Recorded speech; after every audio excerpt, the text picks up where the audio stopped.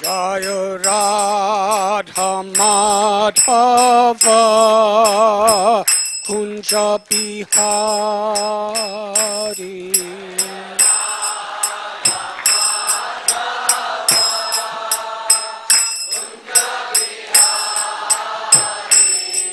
Jaya Radha Madhava Kunja Bihari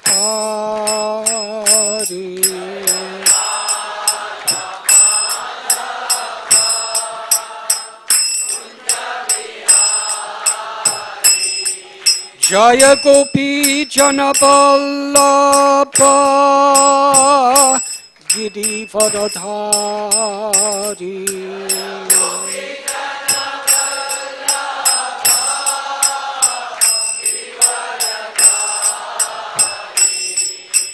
Gopi Janaballabha Giri Varadhari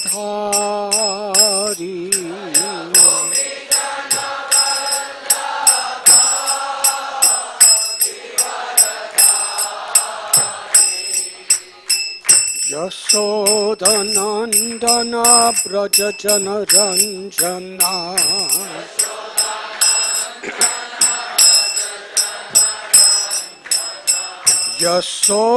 Yasodhanandana Brajajana Ranjana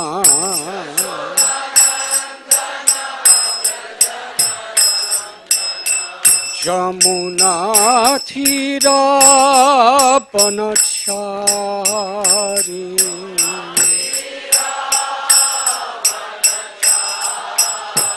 Jamuna Thira Panachari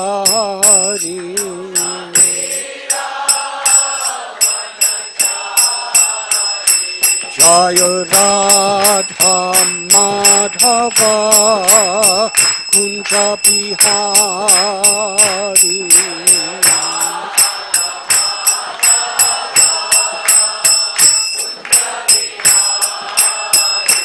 Jaya Radha Madhava Kunja Bihari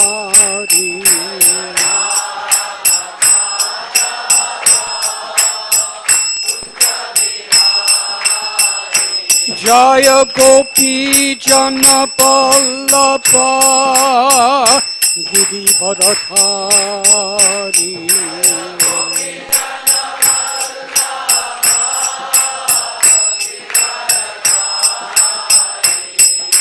Gopi Janaballabha Giri Varadhari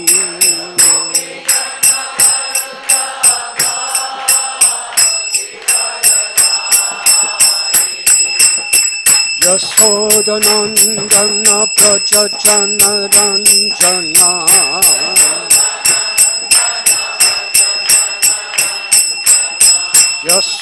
Yasodhanandana Prajajana Ranjana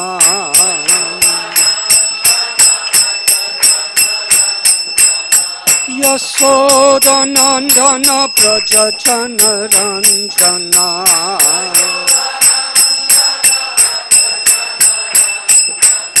Jamuna Thira Panachari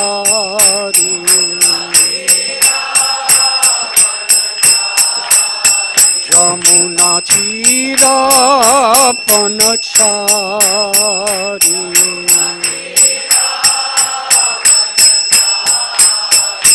Jaya Radha Madhava Kunja Bihari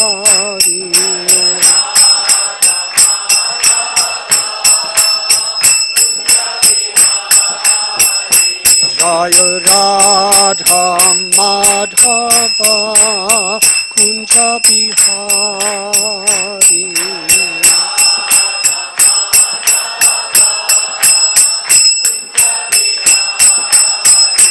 Jaya Radha Madhava Kunja Bihari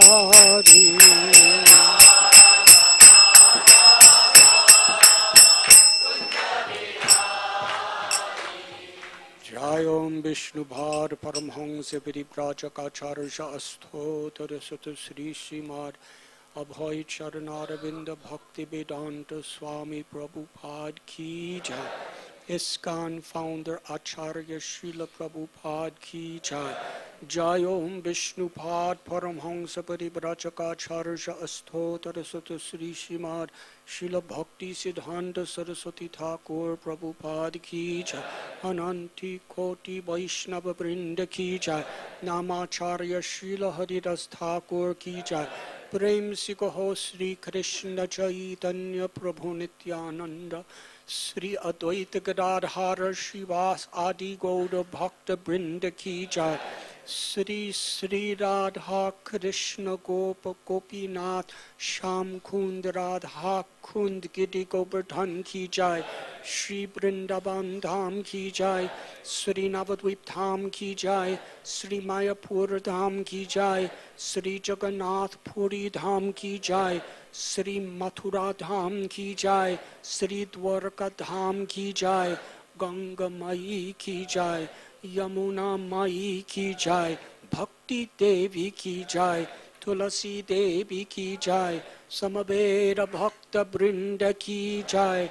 Sri Sri Radha Gopinath Ki Jai. Shri Krishna Janmashtami Mahotsav Ki Jai. Srila Prabhupada Ki Jai. Gaura Premanandi. All glories to the assembled devotees. All glories to the assembled devotees. All glories to the assembled devotees.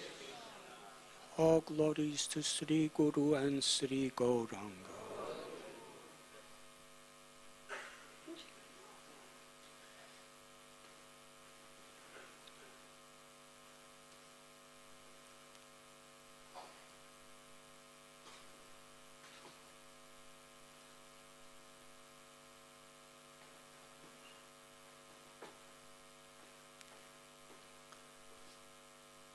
Om Namo Bhagavate Vasudevaya.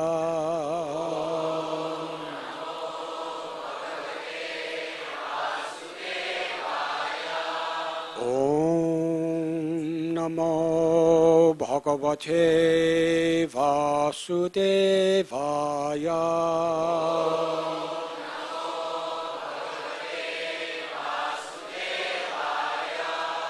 Om Namo Bhagavate Vasudevaya.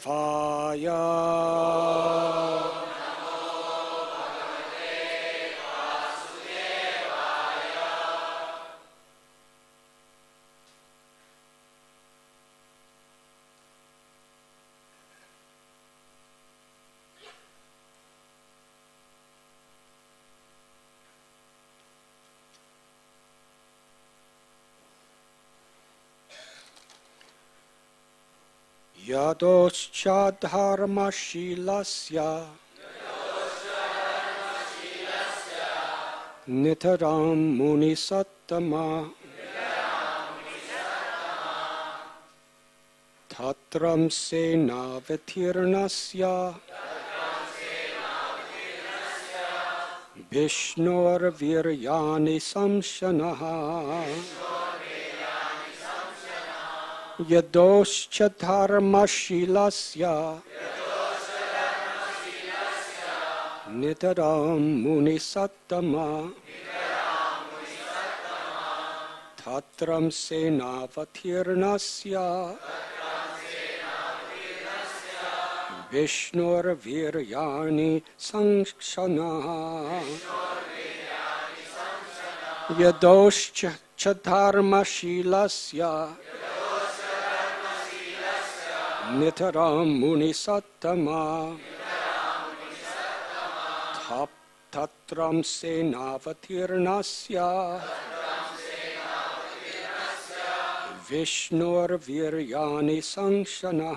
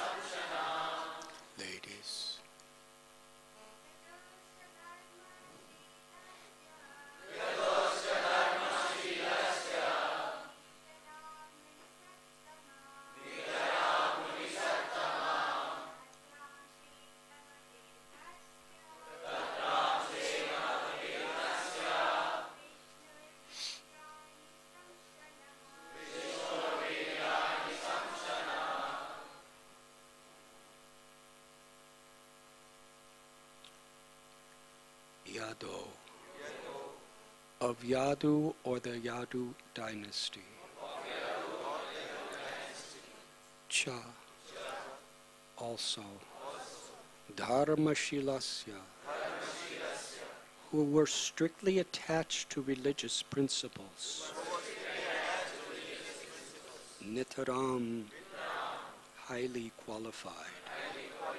Muni Sattama, O best of all Munis, King of the Muni Shukadev Goswami,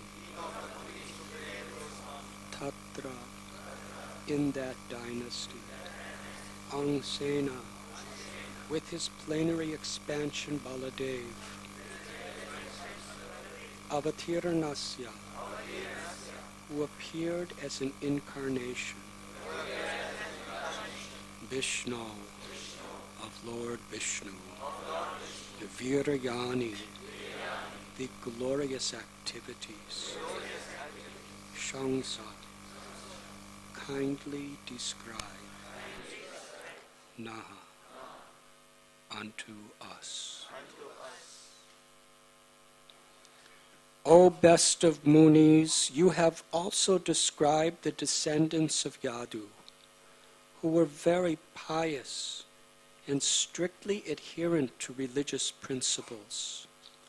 Now, if you will, kindly describe the wonderful, glorious activities of Lord Vishnu or Krishna, who appeared in that Yadu dynasty with Baladev, his plenary expansion. Purport by His Divine Grace, A.C. Bhaktivedanta Swami Prabhupada.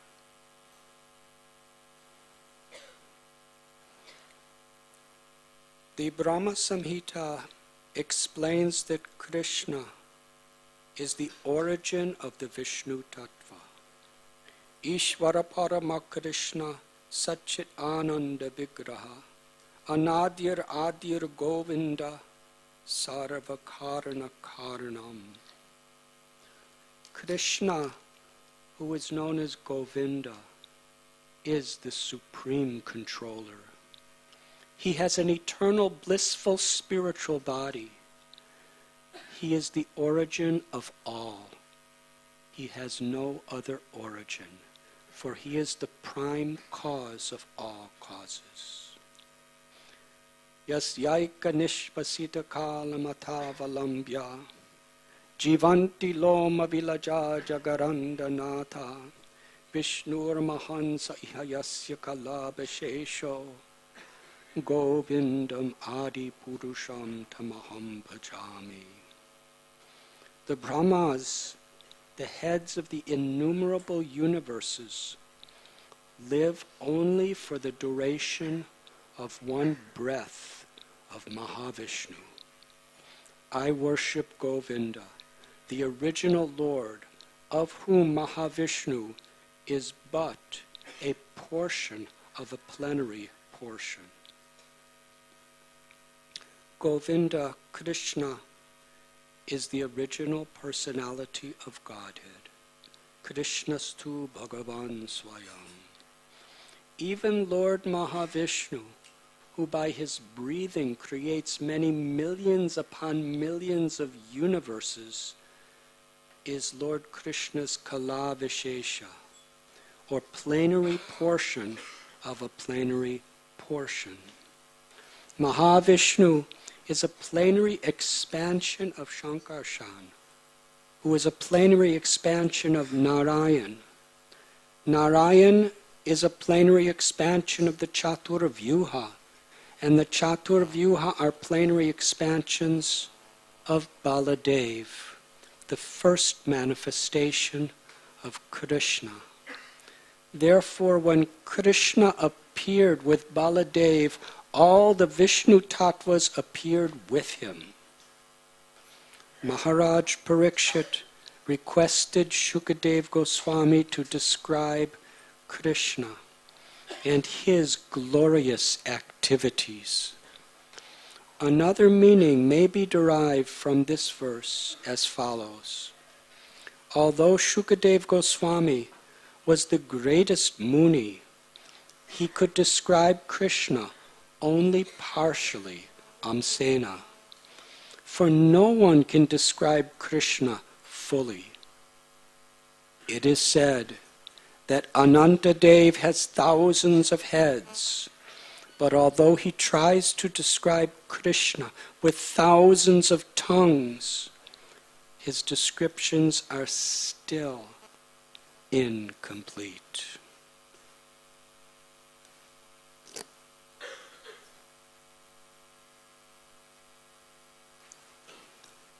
Om Agyantimidandasya Gyananjana Chalakaya Chakshuru Militam Yena Tasmai Sri Gurave Namaha Sri Chaitanya Manobhistam Sthapitam Yena Bhutale Swayam Rupa Kadamayam Tadati Swapadantikam Vandeham Sri Guru Sri Jutha Padakamalam Sri Guru Vaishnavamscha Sri Rupam Sagrajatam Sahagana Raghunatham Vitam Tam Sajivam Sadvaitam Savadutam Parijana Sahitam Krishna Chaitanya Devam Sri Radha Krishna Padan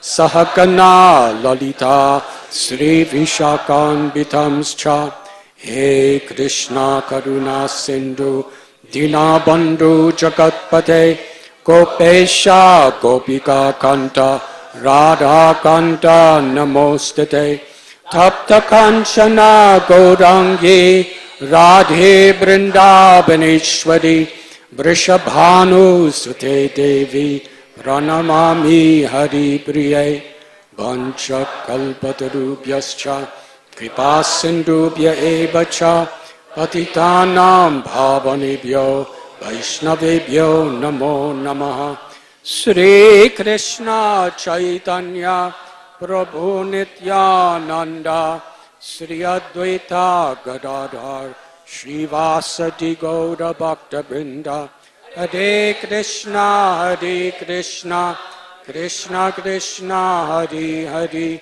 Hare Rama Rama Rama Hare Hare Hare Krishna Krishna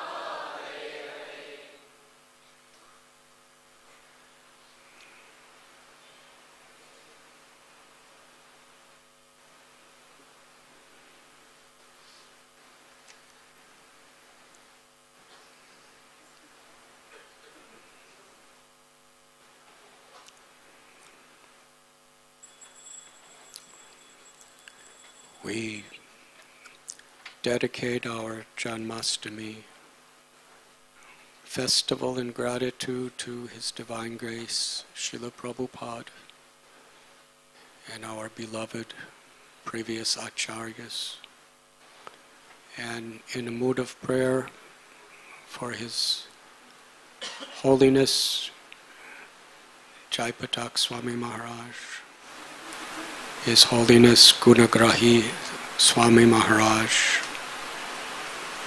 and His Grace Shruti Dharma Prabhu.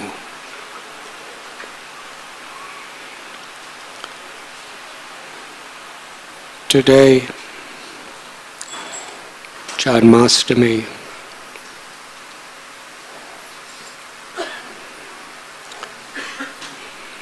we are reading from Srimad Bhagavatam, Canto 10, Chapter 1, Text number 2.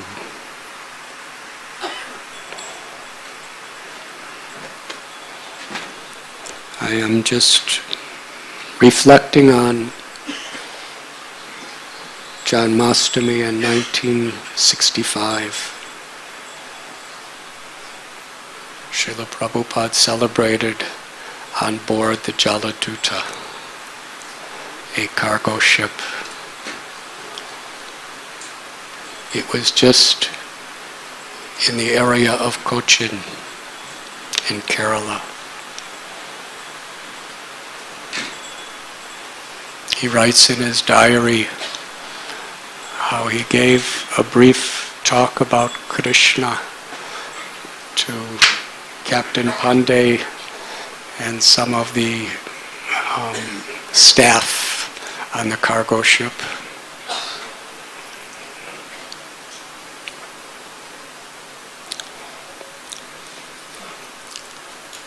The previous Janmashtami he was in Vrindavan.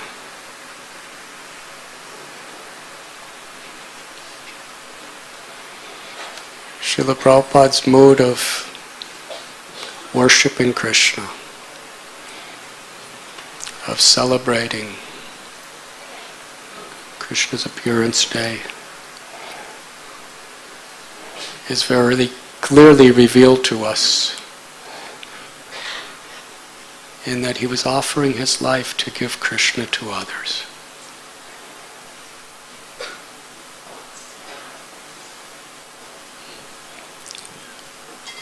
Jaladuta was just about to leave the continent of India on that day of Janmashtami. First time Srila Prabhupada was going to depart from this country. 69 years he never left India. These days, little babies are flying all over the world from India. But it was his first trip outside of his homeland, Mother India, Bharat, on a cargo ship, knowing he had over a month ahead of him.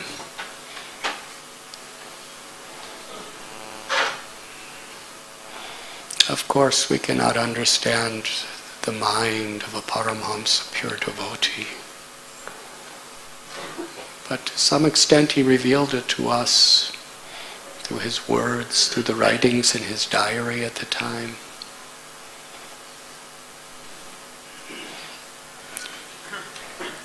Krishna appeared in this world especially to reveal his pastimes, to attract the hearts of the fallen souls. Krishna appeared in the Vaivashvat Manvantara, 28th Divya Yuga, in the month of Bhadra, just at the end of the Dwapar Yuga. After Krishna departed, Kali Yuga was about to begin.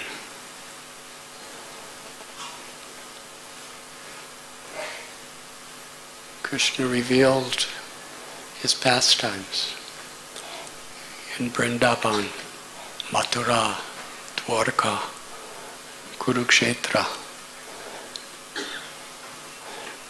Especially the pastimes of Sri Braj Bhumi, the Madhurya Lila, are so infinitely sweet.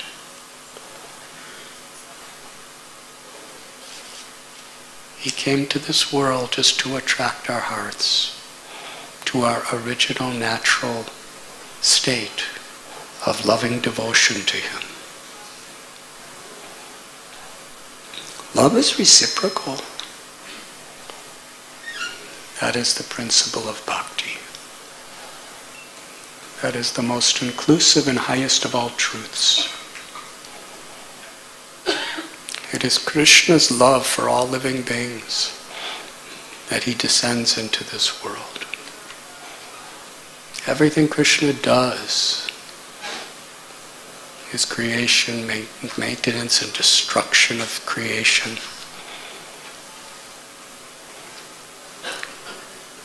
Paritranaya sadhunam vinashaya chaduskaratam dharma samstapanarthaya sambhavami yuge yuge. Is punishing the miscreants, is protecting the pious, is re-establishing the principles of religion, is creating the laws of karma. We may not be able to understand, but everything Krishna does is his infinite, inconceivable love.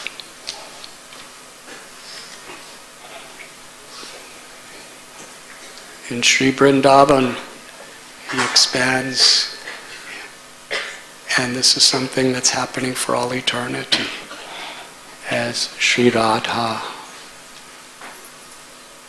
Sri Radharani, his Ladini Shakti, his pleasure potency.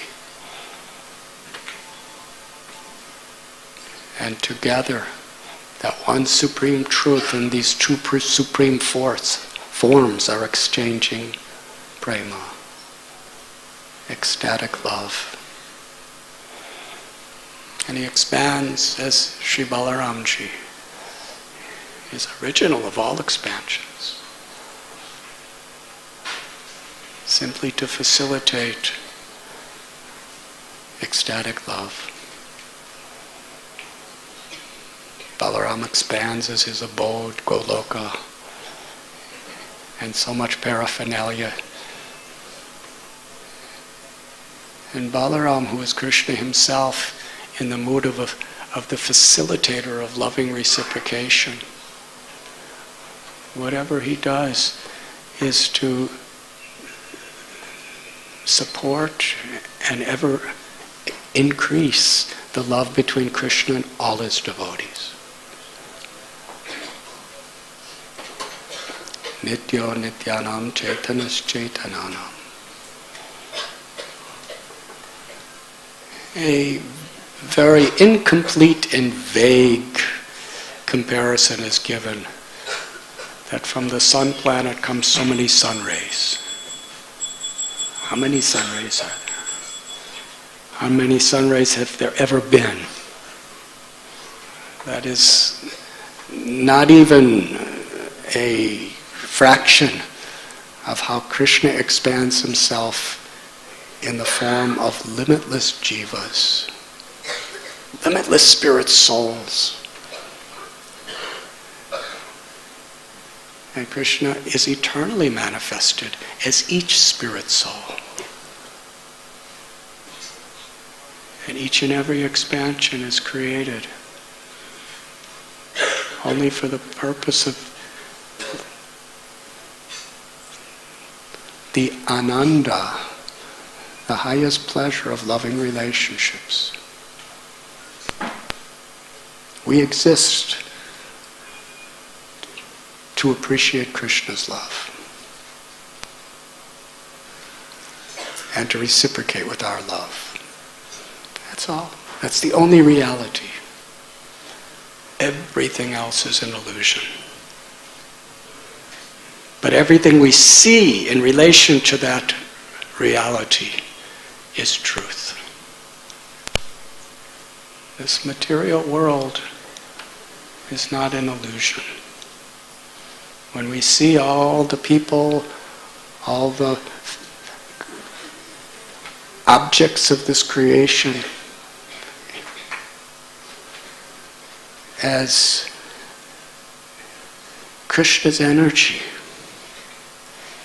to facilitate either directly or indirectly, whether it's Bahiranga Shakti or Antaranga Shakti, the internal, external energy, the covering potency or the revealing potency. It's all there to facilitate loving relationships.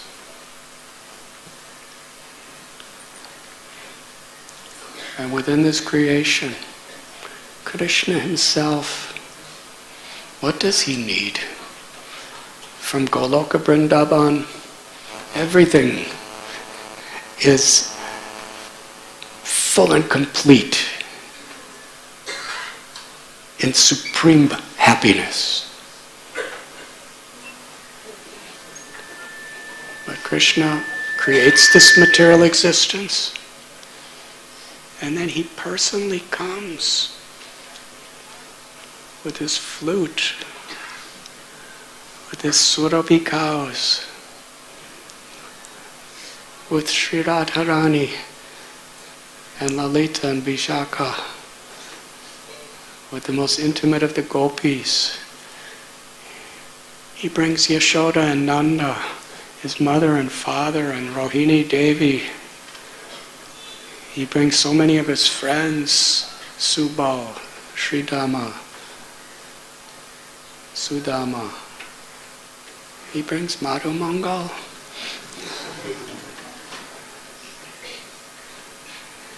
From Goloka Vrindavan, he brings Govardhan Hill and his beloved Yamuna, the river of the spiritual world. He brings the forest of Vrindavan. Not just a replica. He actually brings the forest of Vrindavan from Goloka. The real forest with his devotees. And he performs the same pastimes as he performs in Goloka. And out of his causeless mercy, through Lord Vishnu expansions, because when Krishna comes, as explained here in this purport, all the incarnations, all the expansions, all the avatars of the Lord are within him. He's not only the source of all avatars, Krishnastu Bhagavan Swayam, in all portions and plenary portions, even in Vaikuntha, but they're all forever within him.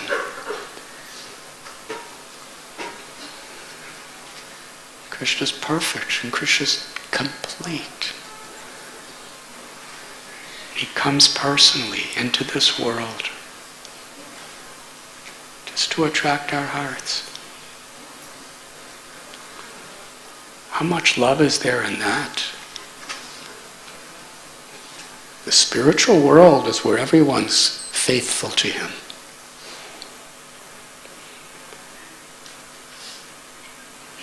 Material world is where everyone is more or less, except for a few of his associates, practically the whole material creation is filled with people who have rejected him, who are unfaithful to him,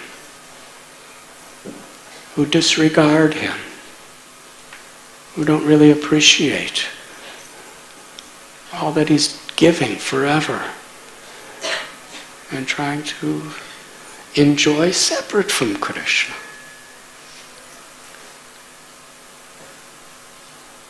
And as Kali Yuga is coming, more and more people are defiant of Krishna.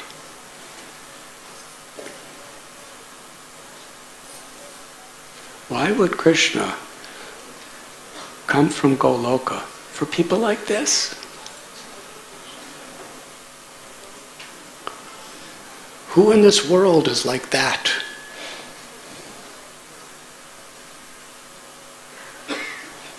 That is his love. When Krishna tells in Sri Bhagavad Gita, Janma karma cha me divyam evam yo veti tattvata tyaktva deham punarjanma naiti mameti swarjana. One who can just understand the transcendental nature of my appearance and activities in this world, you'll never have to take birth in this world again. You will attain my abode.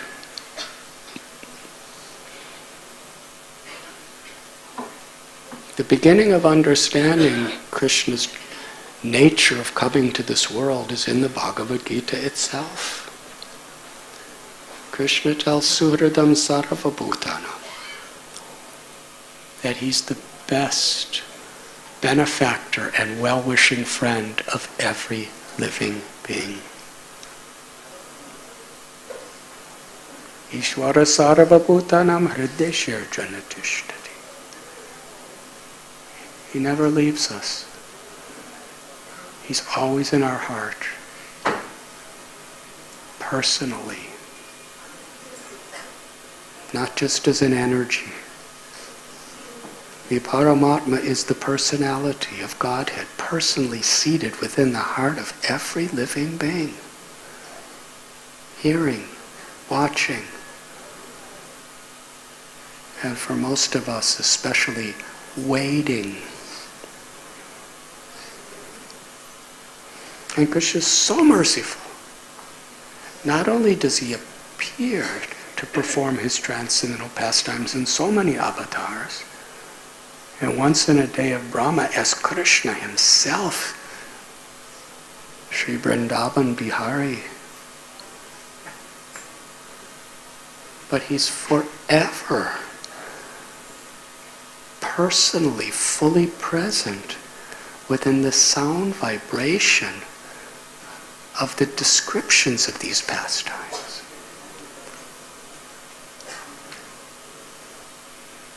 Srila Prabhupada defines this as the meaning of absolute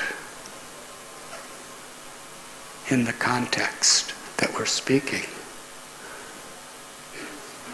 Yeyatamam prapadyante tam sthataiva bhajamyam. All these secrets are revealed in Bhagavad Gita. According to our surrender,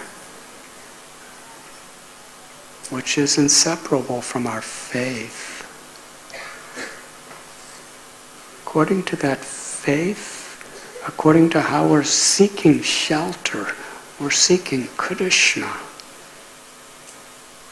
Krishna will reveal himself in his pastimes. When we read Bhagavad Gita, when we hear Bhagavad Gita, if we're sincerely thirsting for Krishna, we are going to experience the same as what Arjuna did.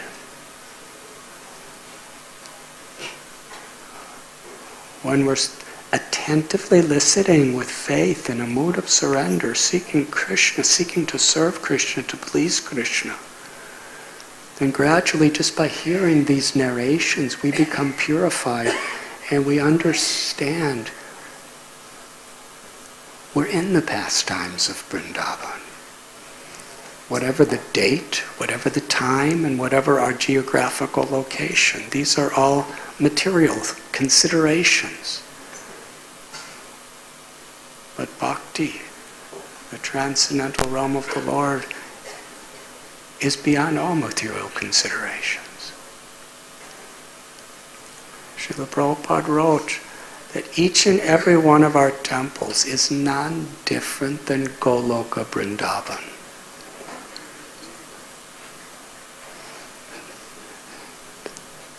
That may sound symbolic or difficult to understand, but when devotees are gathered together without envy, as truly well-wishers of each other, trying to help one another to please Krishna and serve Krishna, centered around Radharani and Gopinath, or whichever our deities may be, Krishna's there. When we're eager to hear his pastimes, Krishna's there. And he's especially accessible when in the mood that Lord Chaitanya has given us, Trinarapi Sunichena Tororapi Sahishnana Amanida Manadena Kirtaniya Sada. When we gather together in this mood to give pleasure to Krishna by chanting his names.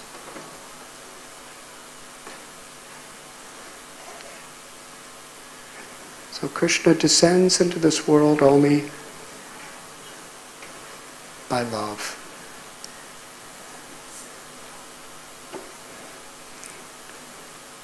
Krishna especially loves those in this world who assist him in that mission.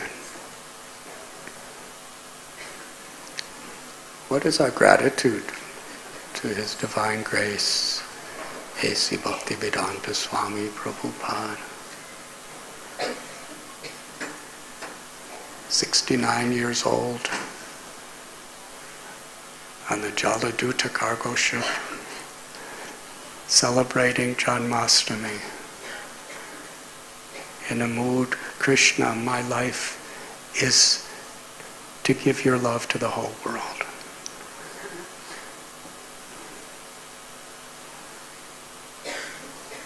And he was going to countries that knew nothing about Krishna. In the mood of Lord Nityananda Prabhu and Srila Haridas Thakur, he was going to spread the holy name and the message of Krishna, the pastimes of Krishna, to people who were the least deserving. Why? Because that's what Krishna comes to this world to do.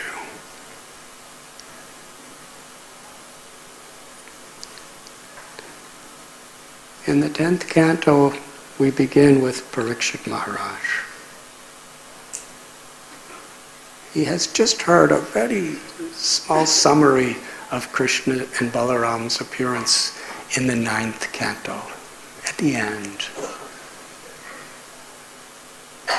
And he's so eager to hear more. The reciprocation of enthusiasm and eagerness between Parikshit Maharaj and Sukadev Goswami is a great example.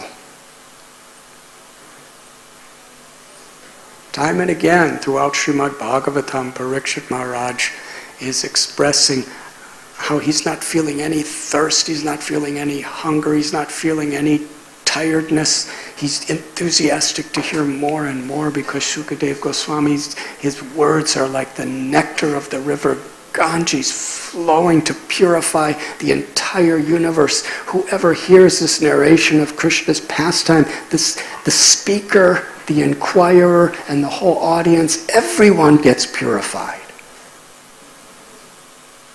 And everyone has the opportunity to awaken their original love for Krishna.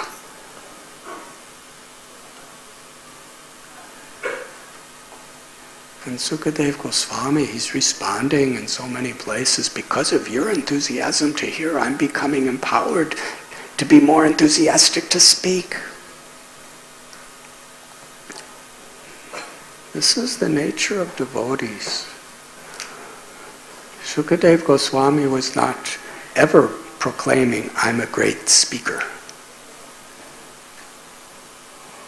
We find later in the 10th canto, there was a great speaker who heard from the same person as Sukadev Goswami, Vyasadeva. His name happened to be Romaharshan. You've heard the name? He was a student of Vyasadeva. He learned all the subjects. But he had a problem. He wasn't respectful to others.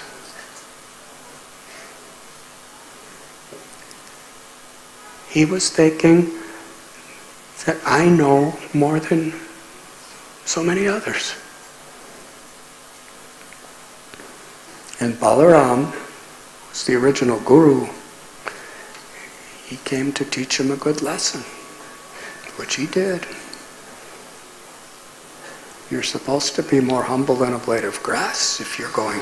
That's what makes a person great. And you're not humble at all.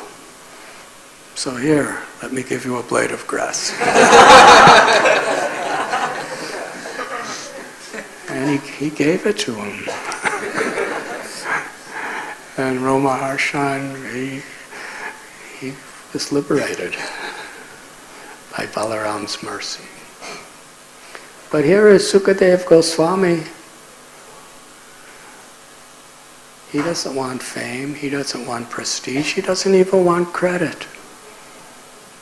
He's saying, by the mercy of Vyasadeva, this knowledge is coming. And Parikshit Maharaj, because you're so enthusiastic to hear, therefore Krishna is manifesting himself through me for you.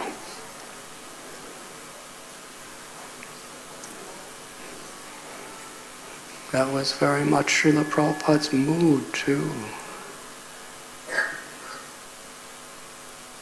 Often he would give so much credit to his disciples.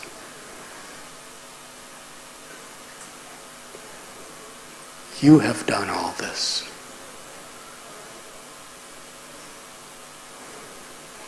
He would say, you are all the representatives of my Guru Maharaj.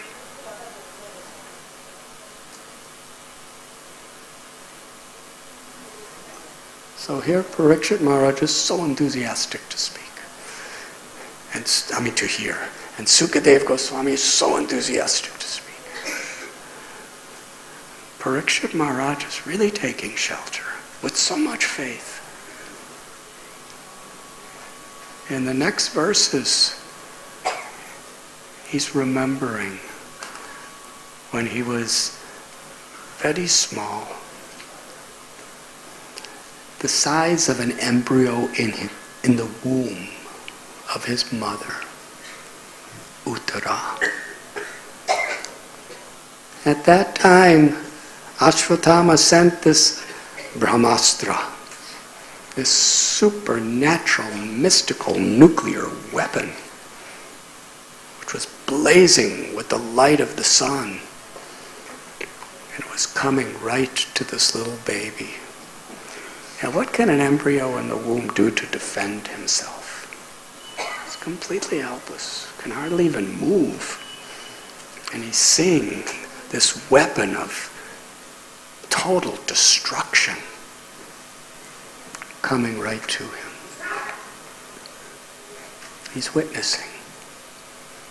And he's seeing his mother, Uttara. She's feeling even more helpless than the baby, because she loves the baby more than she loves herself. What could she do? She just cries to Krishna, please protect this child. And in reciprocation to the mother's call,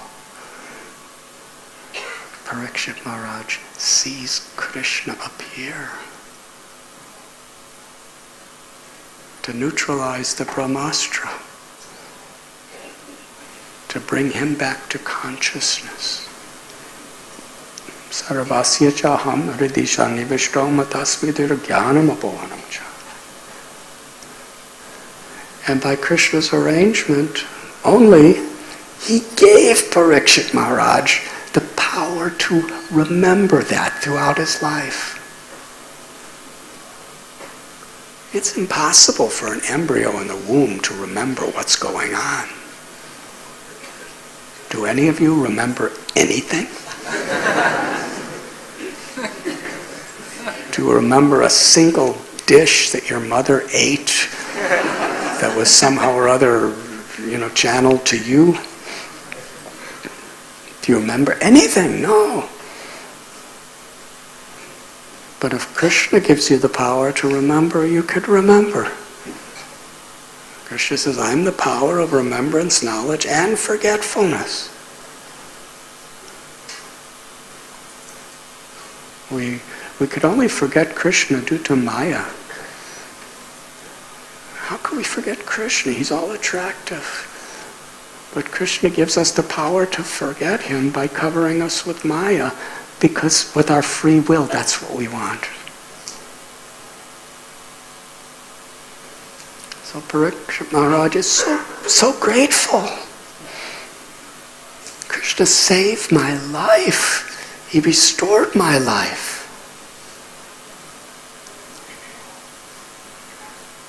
Yesterday we were speaking of the Nagapatnis, how they prayed for Kaliya, their very unworthy husband.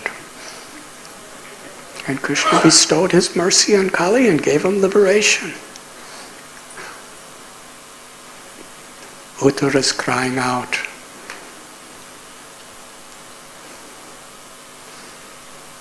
And in that same mood, somehow or other, by the Brahmastra of material illusion and all the various agents of material illusion in this age of Kali, in this world that we live,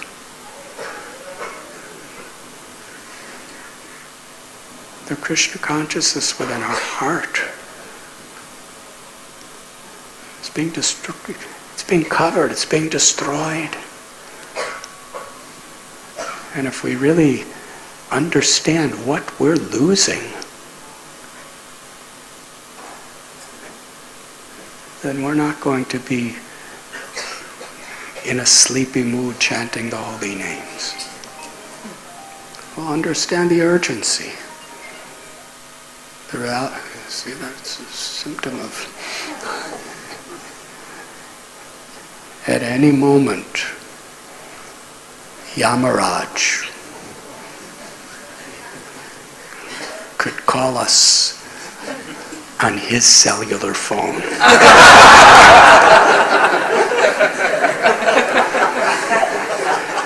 And when he calls, that's the end. And just as we've just witnessed here, and even during Srimad Bhagavatam class, that call could come.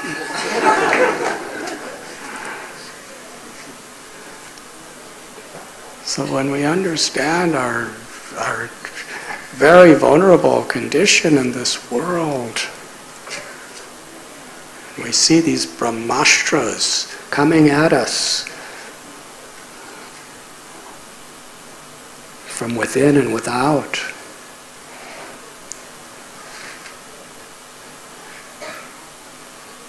And following in the footsteps of Uttara and the great souls, with all our heart, we take shelter of Krishna.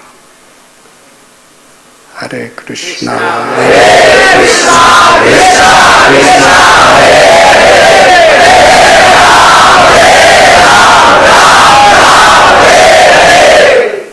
Hare. And that was Maharaj Parikshit. Not only did he take shelter of Krishna in the womb of his mother, but because he received that shelter, he was taking shelter of Krishna throughout his life. And in his seva, he was giving the shelter of Krishna to others. In giving, we receive.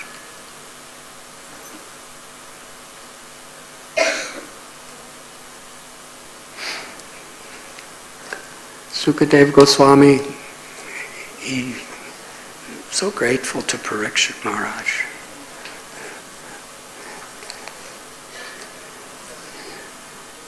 He begins his explanation of the appearance of Krishna in the Yadu dynasty along with Balaram. And the format of how it's being explained is especially relevant to each and every one of us and to the whole world, forever. But the nature of spiritual life is forever means especially today. Sometimes when we think of forever, that means so much distance in the future. Or way, way, way back at the past, Brahma was on that lotus flower and he didn't know what to do. But when we speak of the importance of Krishna consciousness forever, forever means especially at this moment today.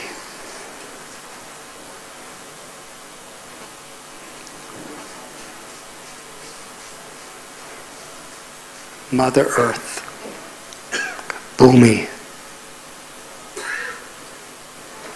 she was feeling pain and suffering because she was overburdened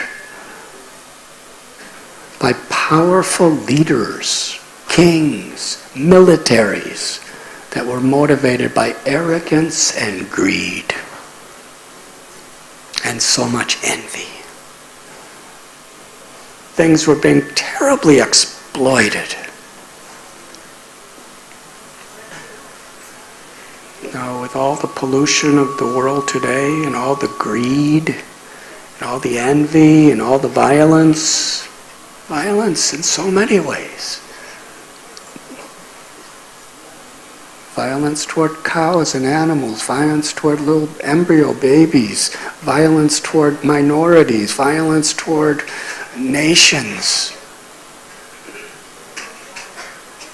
In today's world, somebody might have to count how many nuclear bombs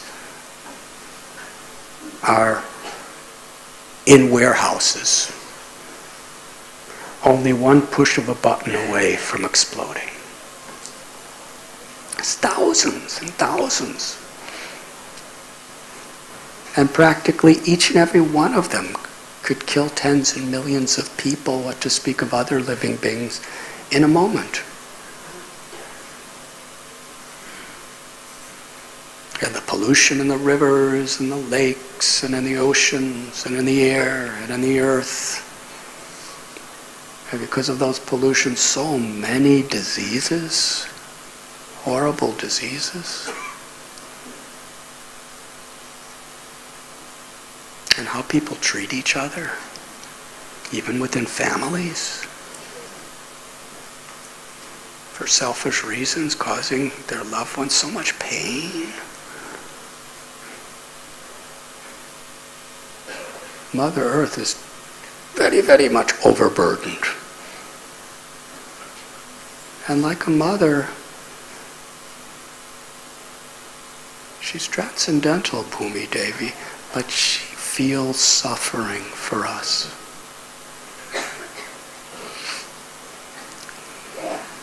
So Mother Earth approached Lord Brahma. Very revealing how she approached Brahma. She took the form of a cow.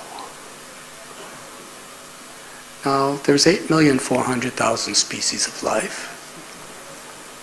And Bhumi Devi has her own form. She's not just some invisible force. She's a person. She's an expansion of the goddess of fortune. And within this earth, she's directly the mother of every living being on this earth. Krishna is the seed-giving father, and Mother Nature is the mother. She takes the form of a cow.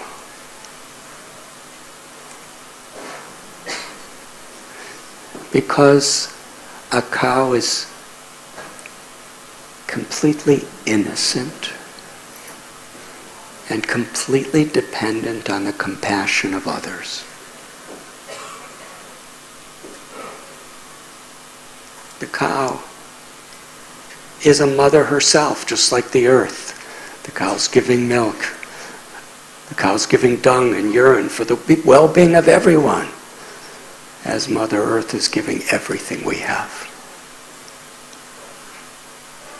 And because the cow is so dear to Krishna, Govinda, Gopinath, Gopal,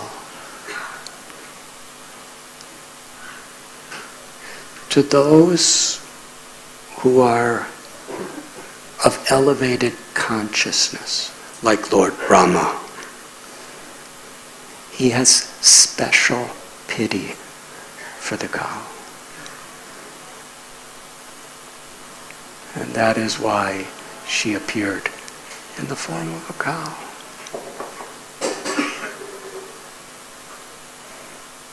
She came before Brahma, and Shukadev Goswami tells she was crying, real tears. She was in such a pitiable condition.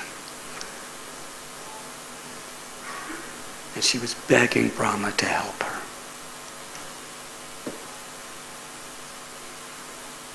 Srila Prabhupada, I heard him describe, with tears in his eyes, how pitiable the condition of the cows are in the world today. But who listens to them? Who do they have to turn to?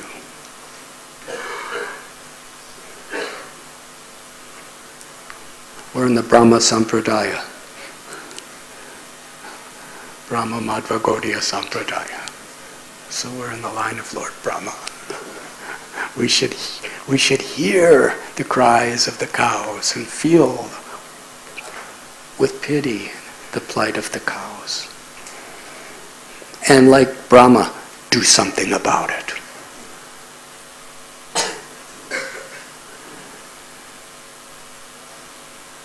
But as Mother Cow in this form, she was actually pleading for all living beings,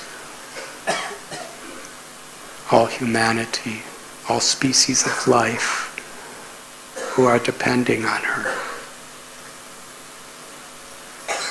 Lord Brahma, along with Lord Shiva and all the demigods, they brought Mother Cow Bhumi to the shore of the ocean of milk, where Kshirodakshai Vishnu resides.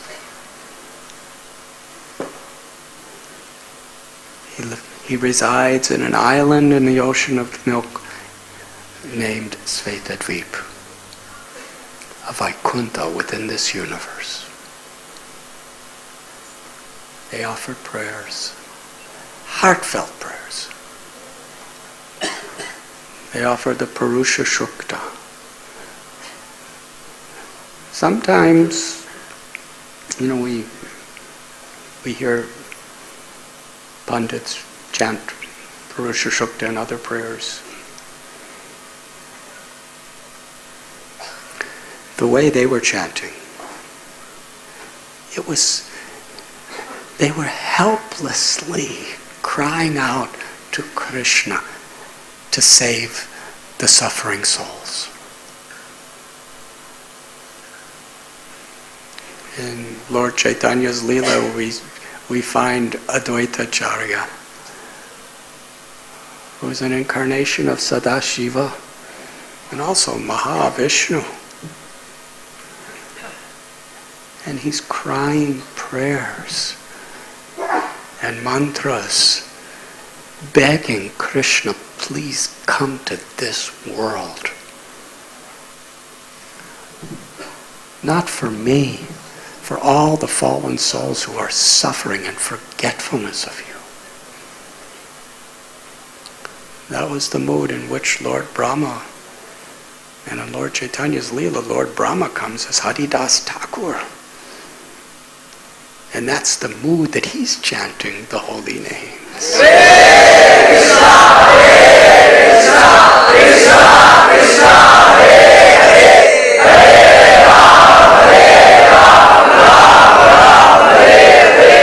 And it's very interesting. In Shantipuram, in Navadvip, the two best friends were Advaita and Haridas. Brahma and Shiva. And they're constantly crying out this Maha Mantra and other beautiful prayers, begging Krishna to come to the world. They're already Satchit Ananda. They're completely liberated in the ecstasy of love for Krishna. Why are they crying? Why are they doing pujas? Why is Haridas doing 196 rounds every day, living in caves? He's willing to be beaten in marketplaces. He's willing to be blasphemed and criticized and misunderstood.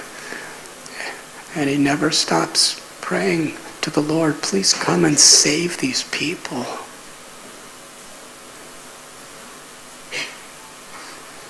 And when Advaita Acharya was chanting, he was so intensely compassionate that the sound of his voice could actually be heard in Goloka Vrindavan. It's not because he had a super powered sound system.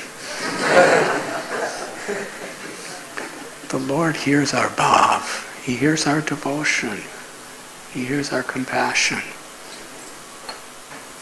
And similarly, if we chant like a little baby crying for mother with great humility, with a wonderful service attitude, then yes, in Goloka Vrindavan our voice will be heard. Even if we're softly chanting japa, it will be heard.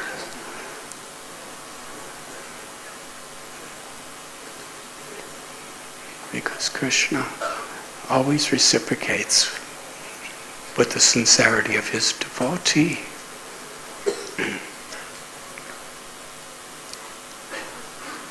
So for a long time, they were chanting prayers that are specially designated to take shelter of the Lord and call the Lord to give shelter to all beings in the worlds. And it's the demigods crying out. And Mother Bhumi's there crying. And Guru Parampara, Krishna from this pastime reveals an eternal truth. He reveals himself through those who love him. We're in the Brahma Madhva Gaudiya Sampradaya. Brahma is the original guru of our Sampradaya within this universe. Krishna spoke to him. And here, the demigods don't hear anything. They're just praying. And Krishna reveals his voice and his message to Brahma.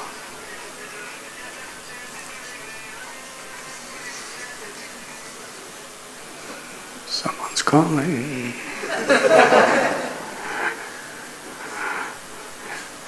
That sounded like the Purusha Sukta.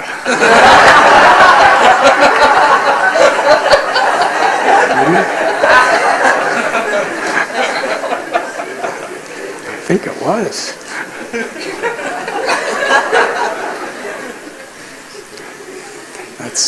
That's devotees. They'll reprogram Yamaraja's phone with Purusha Sukta and the Mahamantra.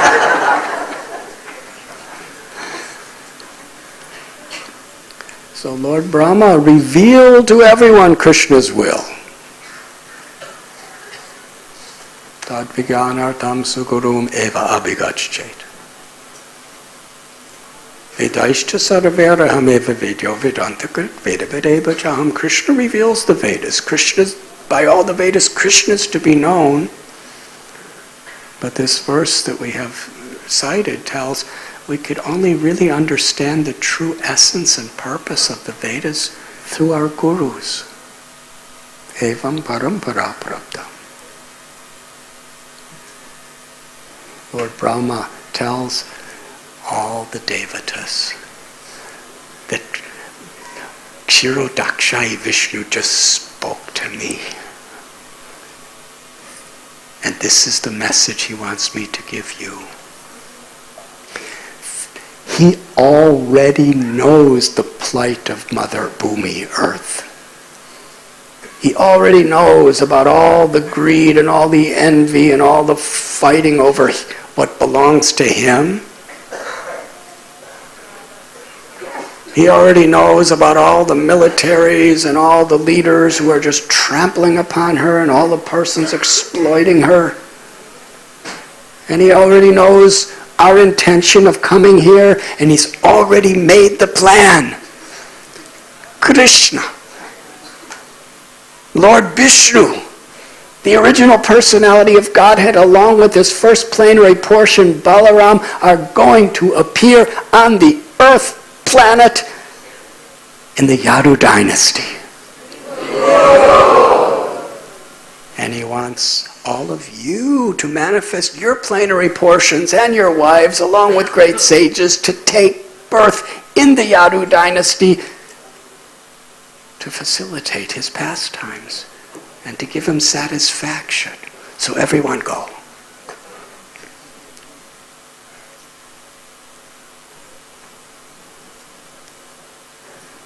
The Yadu dynasty.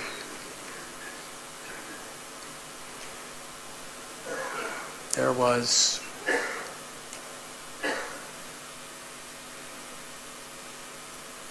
a king. His name was Devamida. And he had two sons. Actually he had two wives. One was a Vaishya and one was a Kshatriya. And from his Kshatriya wife he gave birth to Surasena. And from his Vaishya wife he gave birth to Parjanya. We will, if we have time, of course, we have nothing to do till midnight.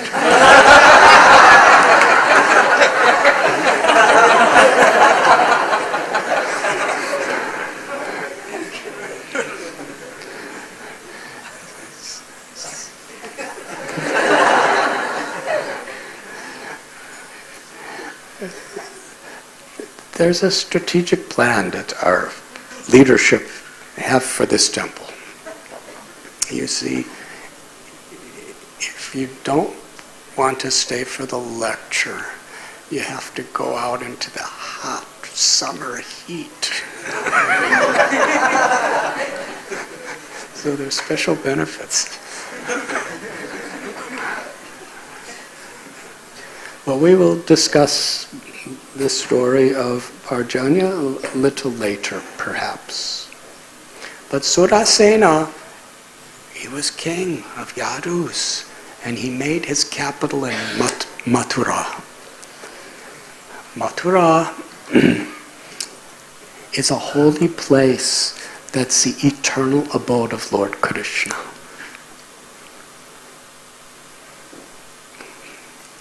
Long ago in Mathura, it was in a forest called Madhuban, near the bank of the Yamuna River. And there was a demon there who was terrible. And younger brother of Lord Ramchandra, Satrugna, came and he slayed that demon and established Mathura as the kingdom of God within this earth. So when Surasena established the Yadu dynasty there, Mathura was flourishing. He had a son named Vasudeva. Sukadeva tells that Vasudeva was married to Devaki, the daughter of Devaka. And at the time of their marriage in Mathura, it was very, very special. Such a celebration. The son of the king is getting married. There was so much joy, so much festivities. Vasudeva was an ocean of good qualities, and Devaki was just like that.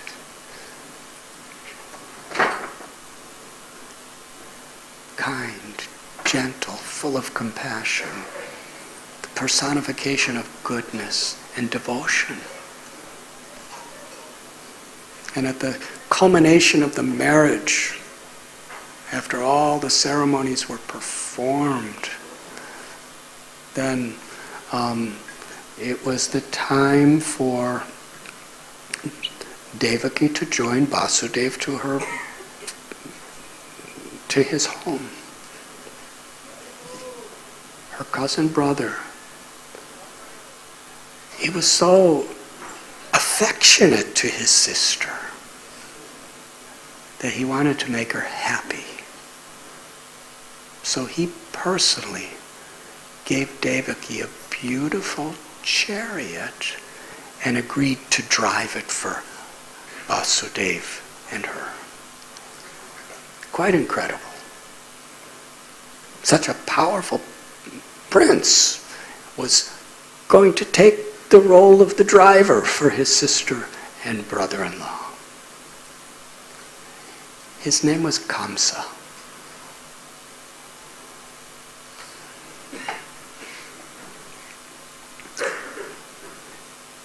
As he was about to begin the ride, there was horns blowing, there were drums beating, there were Brahmins chanting mantras, there were singers singing songs, poets reciting poetry. It was a tumultuous festival of joy.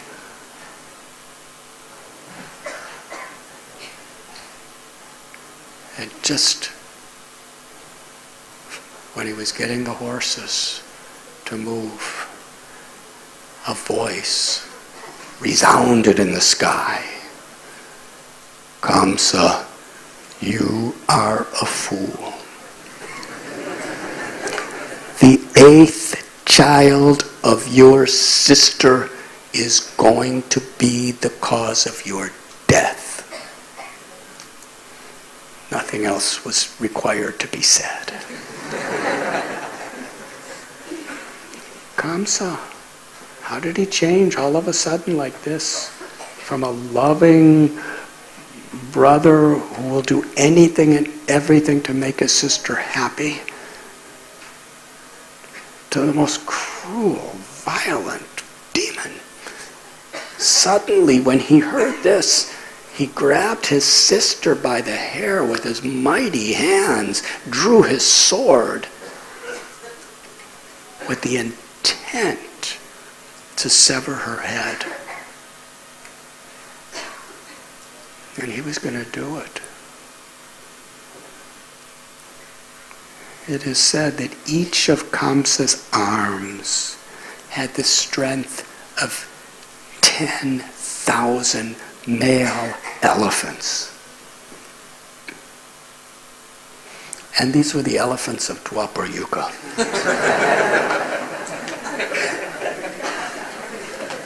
I don't know exact statistics or ratios or percentages, but probably 10,000 Kali Yuga elephants have the strength of one Dwapar Yuga elephant.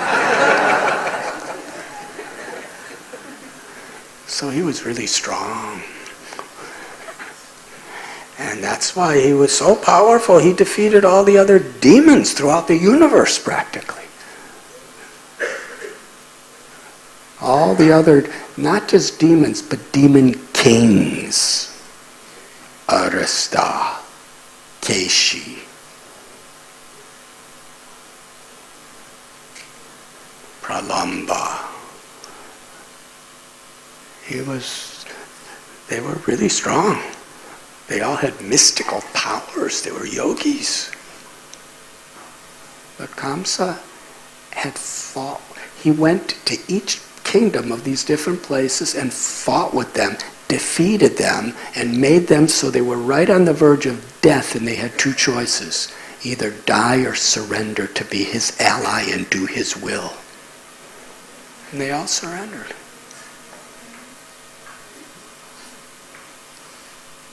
So now he's holding the hair of this gentle, lotus-like lady named Devaki. His eyes are filled with wrath and hatred due to his selfish ego.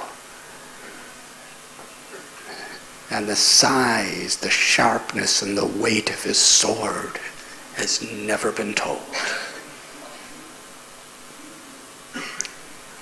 Vasudeva, seeing his beloved wife, who he has given his heart to, And the Paramatma in Vasudev's heart, wants to take birth in the world through him and his wife. Directly or indirectly. His love for his wife was for the birth of Krishna to deliver all living beings in the universe.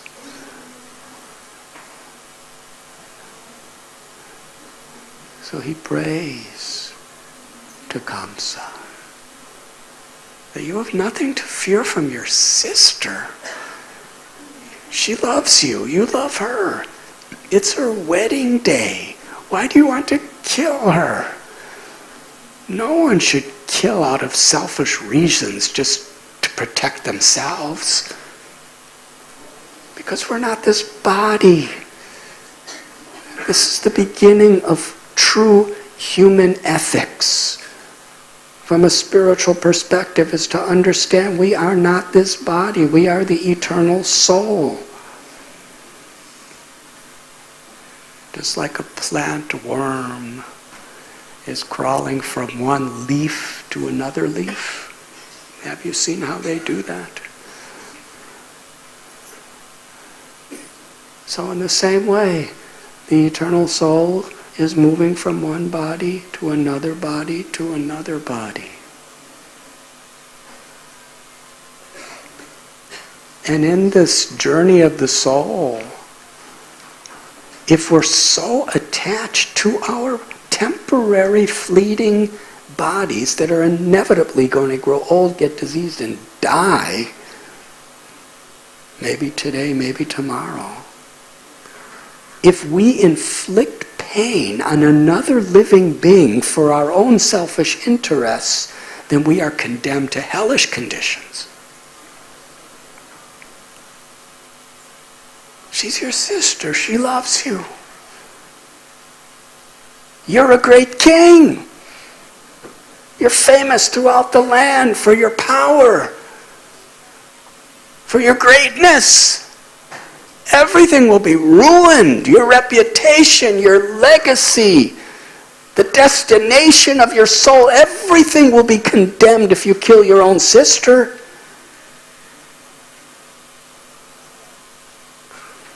Kamsa could not hear philosophy. Sometimes people get like this. They get so entrapped either in fear or some sort of material attachment, they just can't hear logical, authoritative teachings. That was Kamsa. So Vasudeva, he was teaching everyone how to preach according to time, place, and circumstance.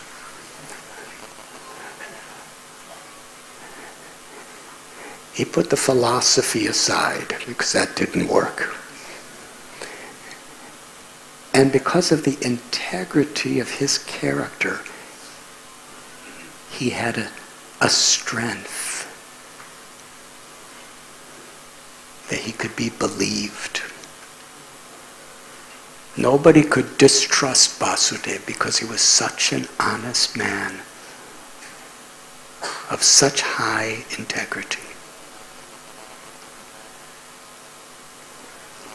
He promised Kamsa, I will give you each and every child that is born from Devaki. Because you have nothing to fear from her. It's your 8th child, but I'll give you every child. You have my word. Kamsa's heart was pacified. He knew that Vasudeva would never break his word under any condition. And he let them go.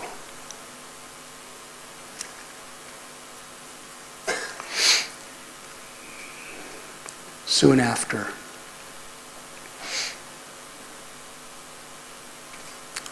a child was born. His name was Kirtiman. And Vasudeva came with this infant newborn baby child and brought him to Kamsa. Of course, Devaki accepted that. Her dharma was so amazing that she would not support anything that was against her husband's promise. This was inconceivable.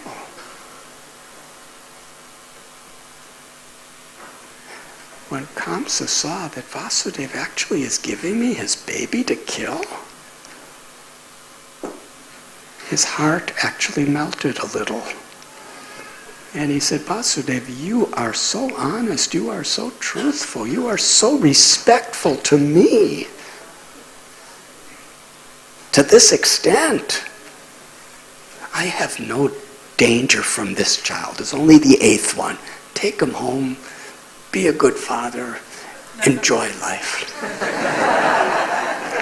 Those are my words, I'm sorry, but he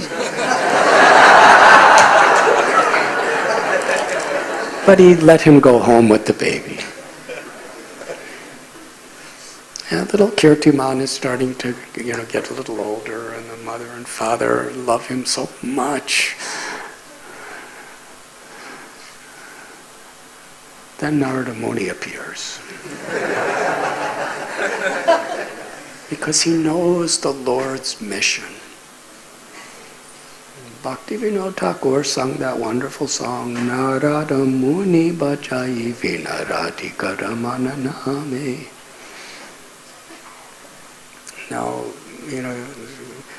he sings the glories of Radhika Raman in so many different ways. Everything he's doing is for the purpose of glorifying the Lord and fulfilling the wish of the Lord. Naramudi, he's the guru of Vyasadeva, who's Trikalagya. He knows past, present, and future. So Narada Muni wants to accelerate and facilitate the Supreme Personality of Godhead's appearance within this world, and he knows exactly what's happening behind the scenes for everything and everyone, and whatever he does is for everyone's benefit. So Narada Muni tells Kamsa, actually, I was traveling, and I happened to come to a meeting of the demigods and the sages. And they were discussing how Vishnu gave them the order to take birth within the Yadu dynasty. The demigods are your greatest enemies. They're out to destroy you. And now they're all taking birth in the Yadu dynasty.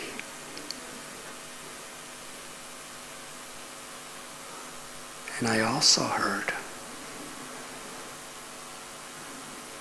that in your previous birth, your name was Kalanemi, and you were the king of demons. Vishnu killed you, and he's coming back to take birth in the Yadu dynasty to kill you.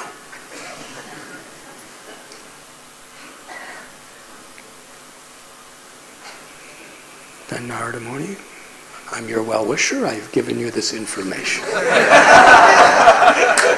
Something like that. Kamsa knows that what Narada Muni speaks is truth.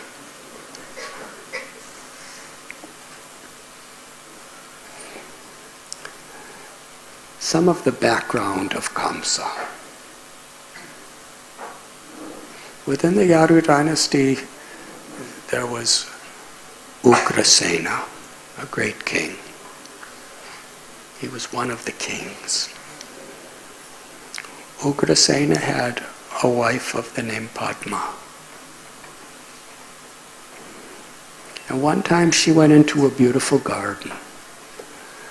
A Gandharva of the name Dramila wanted to exploit her. With his mystic yogic powers, he took a form that looked just like Ugrasena, her husband. And he came to seduce her. But she detected, this is not my husband. This is a rascal trying to exploit me. And she cursed him. She was very angry. She said, I curse you for this abominable act that you're impersonating my husband. Just for your own selfish, arrogant sense gratification. I curse you to be condemned to hellish forms of suffering. So he responded by forcing himself upon her. And the result is she became pregnant.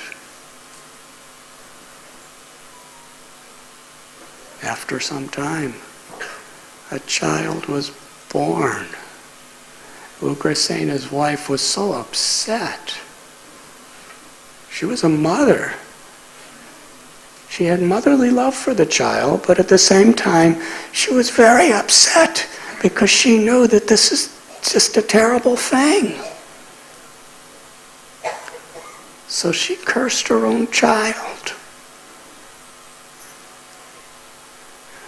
That you will be killed by someone of your own family. You will be killed by someone in the family of Ugrasena. That was Kamsa. So he grew up. He practiced all these various forms of yoga and knowledge and martial arts, and soon became a most powerful person in the world, in the universe. The demigods could not even fight with Kamsa.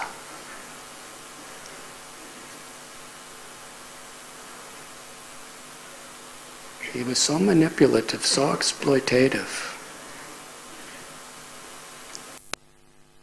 How he subdued so many other demonic, asuric things and got them to be his obedient servants out of fear, not out of love.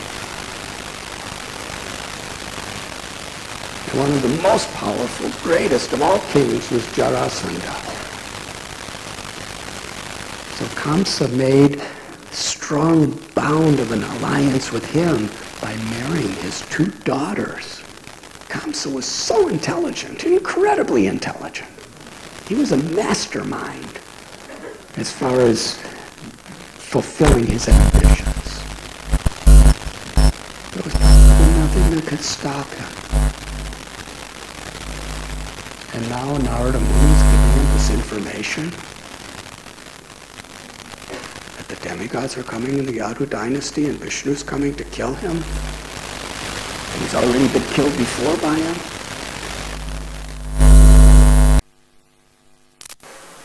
So he went along with his military and his soldiers. They brought Vasudeva and Devaki into a prison cell, shackled them, took that little child, Kirtiman, and Kamsa, so cruel.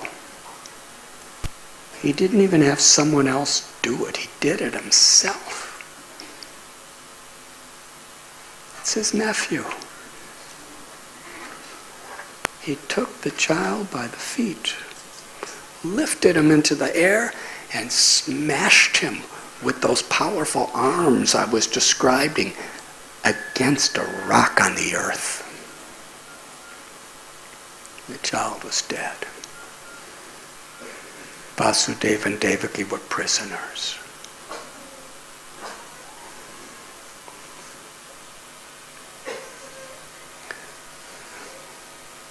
baby is responding.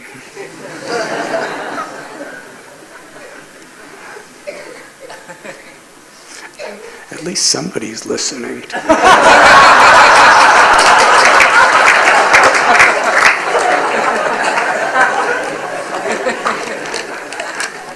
I don't know what's in your mind. I just know you're sitting here. At least I know somebody's responsive.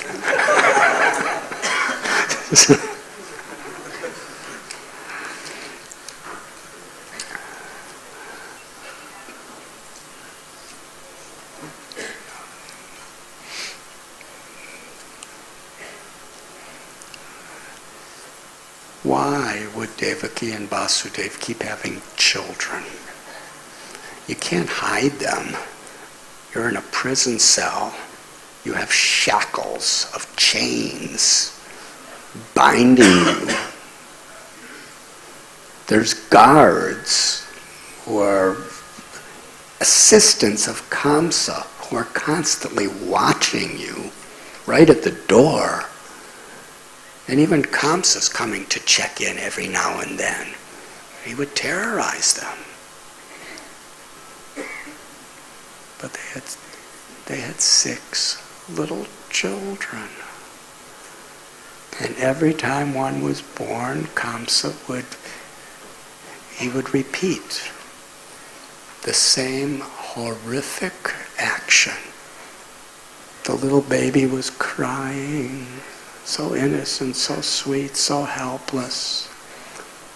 He'd rip the little baby out of Devaki's arms and smash him against a rock on the earth.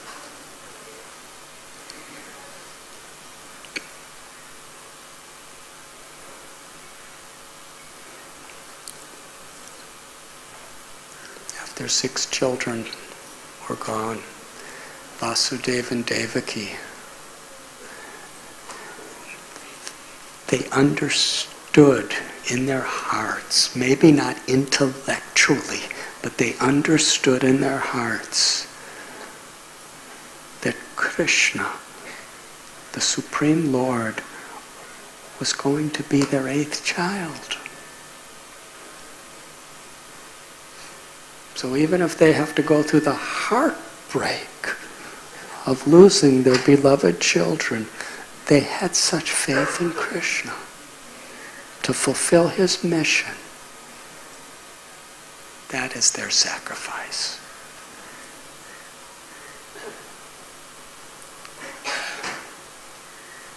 Nayam deho deha padam naloke.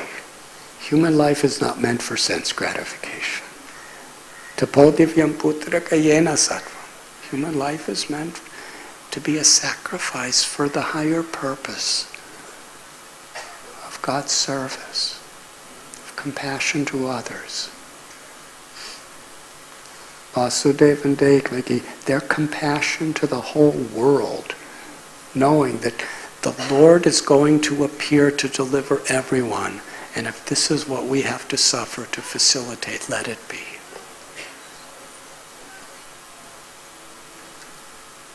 Then Krishna, he approached Yogamaya and gave her the message that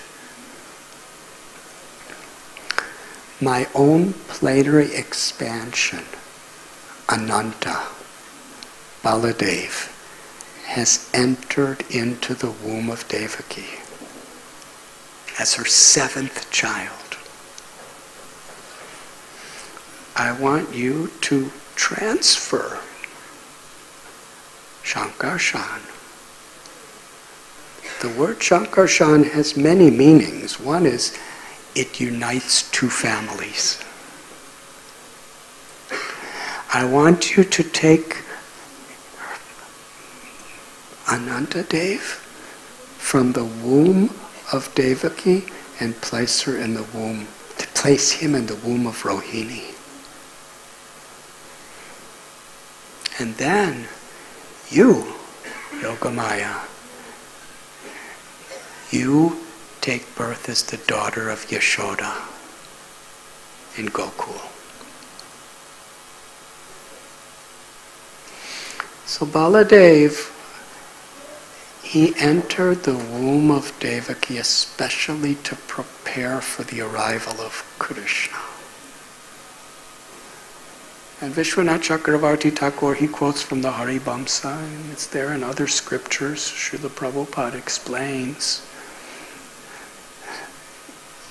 the symbolic meaning and the history that's behind these 6 children. That Marichi represents the mind. Marichi's wife Urna had 6 children, and they were extremely powerful, extremely learned. But sometimes when you're powerful and you're learned and you have a very high birth, prestigious, being born to such a great sage as Marichi, they ridiculed Lord Brahma. And Lord Brahma knows what's best for everyone. And he's also facilitating Krishna's pastimes. So Lord Brahma cursed the 6 sons of Marichi to take birth on the earth. Birth on the earth.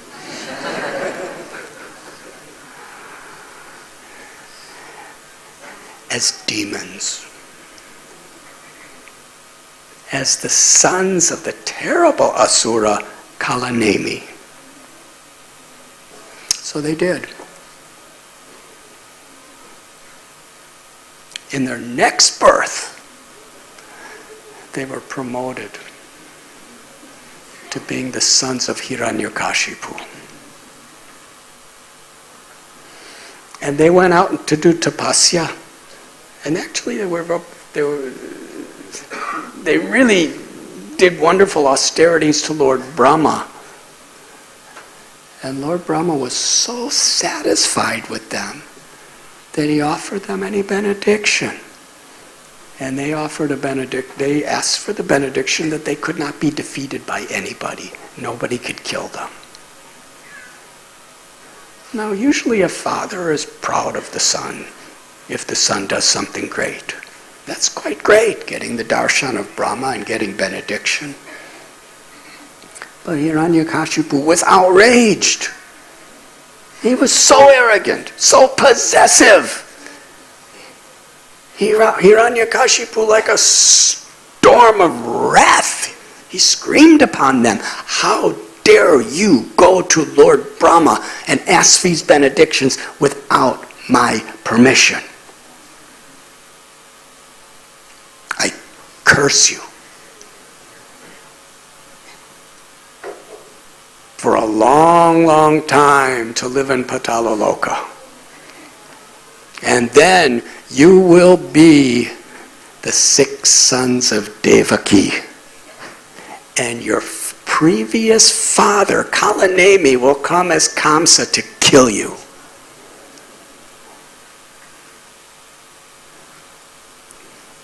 So these 6 sons, Vishwanath Chakravarti Thakur tells, are the sons of the conditioned mind, Marichi, representing lust, kama, krodha, anger, greed,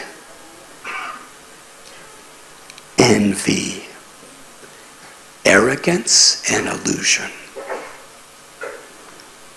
These are the 6 demons who are the sons of the mind. But in the world today, we find people they're thinking that these demons are their friends.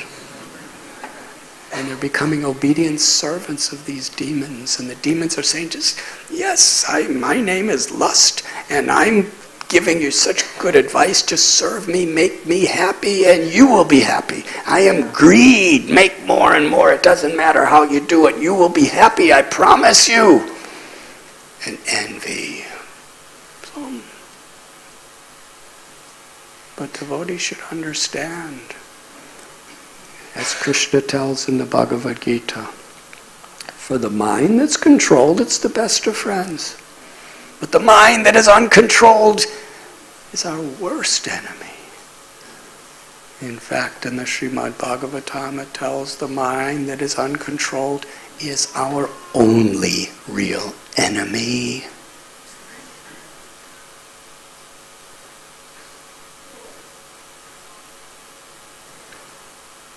Devaki, she represents bhakti, pure devotional service. And Kamsa represents fear of material nature, of all the distractions that material nature is bringing before us.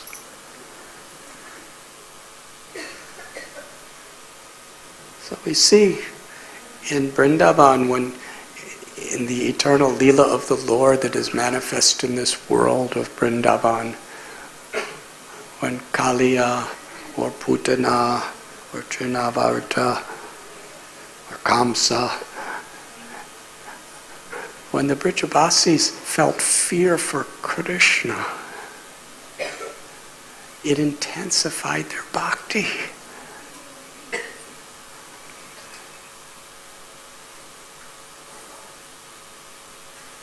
And when they'd fear separation from Krishna, it intensified their bhakti. But in this world, when we're not on that pure liberated platform, we Hari Hari.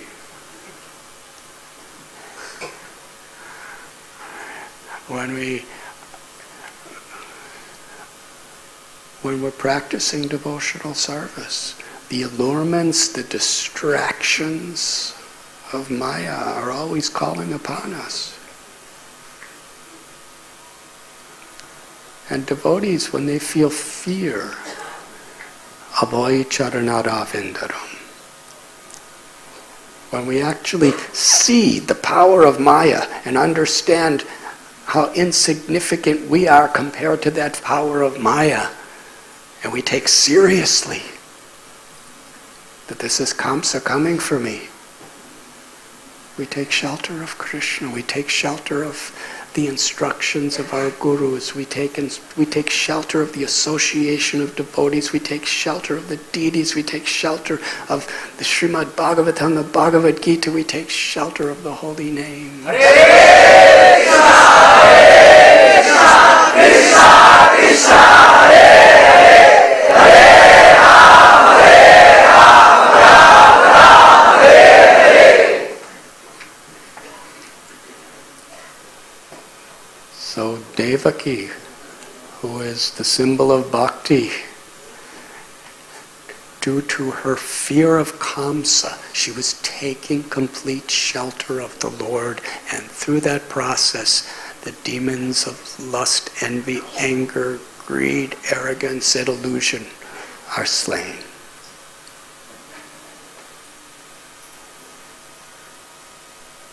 And then the original Guru, Shankarshan, Baladev, comes to prepare our hearts for the arrival of Krishna.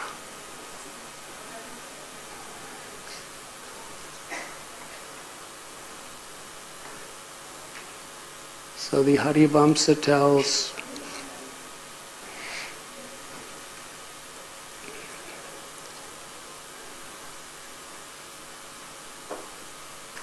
on the 7th month of Rohini's pregnancy. To go back, Vasudev's wife Rohini, to protect her when she was 3 months pregnant, he sent her to Mahaban Gokul to be under the protection of his dearmost friend and brother, Nanda Maharaj. And she was living there, and during her 7th month pregnancy, at midnight, as if a dream, she had a vision that she had a miscarriage. Soon after she woke up, and she could understand that it actually happened. She was feeling great distress. Then Yogamaya spoke to her and said, actually, I am replacing your child with the child of Devaki. And that took place. In the spiritual world of Goloka, Rohini is the eternal mother of Balaram.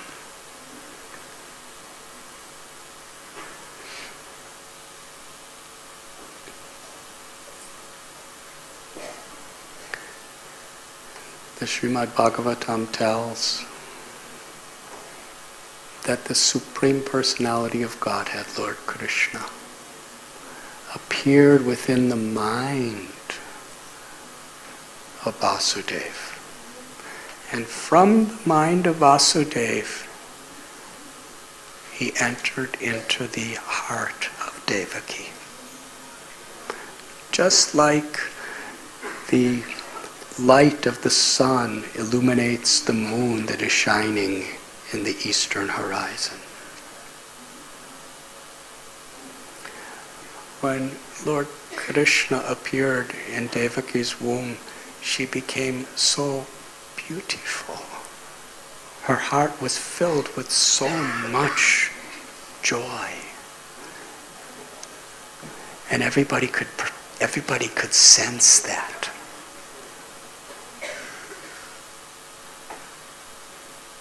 Kamsa, assuming that the seventh child was an ordinary miscarriage, but this eighth child, the one he was waiting for, still, even Kamsa had the dignity to wait till the child was born.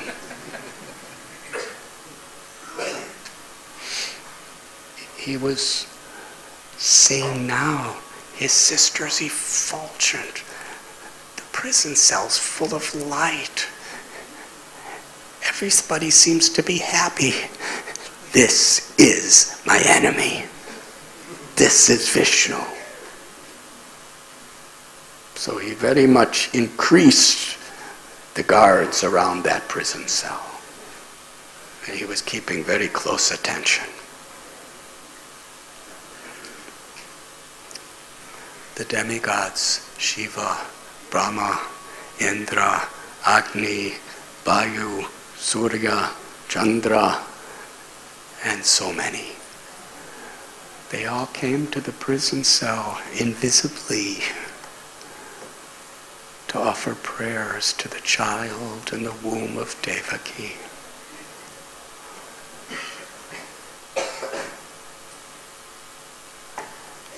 And then at the most auspicious time, the Srimad Bhagavatam, Sukadeva Goswami tells, in the 28th Yuga cycle of the Vaivasvata Manvantara, in this month of Bhadra, in the prison cell of Kamsa, at midnight, the Supreme Lord appeared before Vasudeva and Devaki with 4 arms, with the Brahma Jyoti radiating from his transcendental body. He was wearing a magnificent bejeweled golden helmet, Kostubamani, beautiful jewels and necklaces. His cloth was yellow like lightning. His eyes were like lotus flowers. He was holding the club, the chakra, a lotus flower, and and Kankshal Shanka. As he gazed upon Devaki Vasudeva bestowing this darshan, filled with love, filled with gratitude, filled with devotion, they offer their prayers.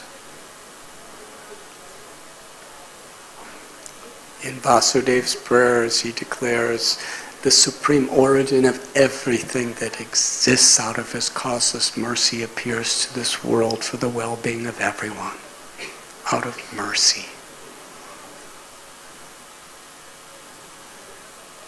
Devaki, she concluded her prayers with such a feeling of motherly love. You are the Supreme Lord, you are Vishnu. But still, Kamsa's just waiting for you. And he's already killed 6 of my children. And the other one, I don't know what happened to. Please disguise yourself as a little baby so he won't know who you are. Lord Vishnu told Vasudeva and Devaki that you are my eternal servants. And previously you have done great tapasya to have me as your child, and now I have come.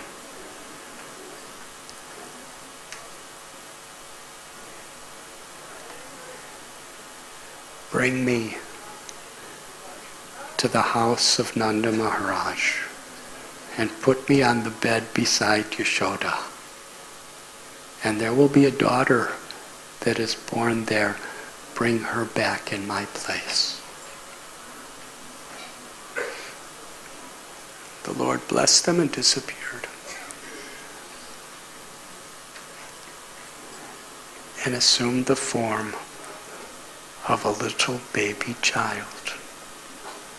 So beautiful, so supremely sweet and innocent. Like a little human child.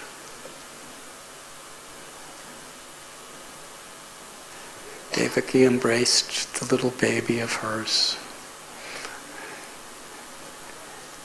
She didn't just love him as her baby.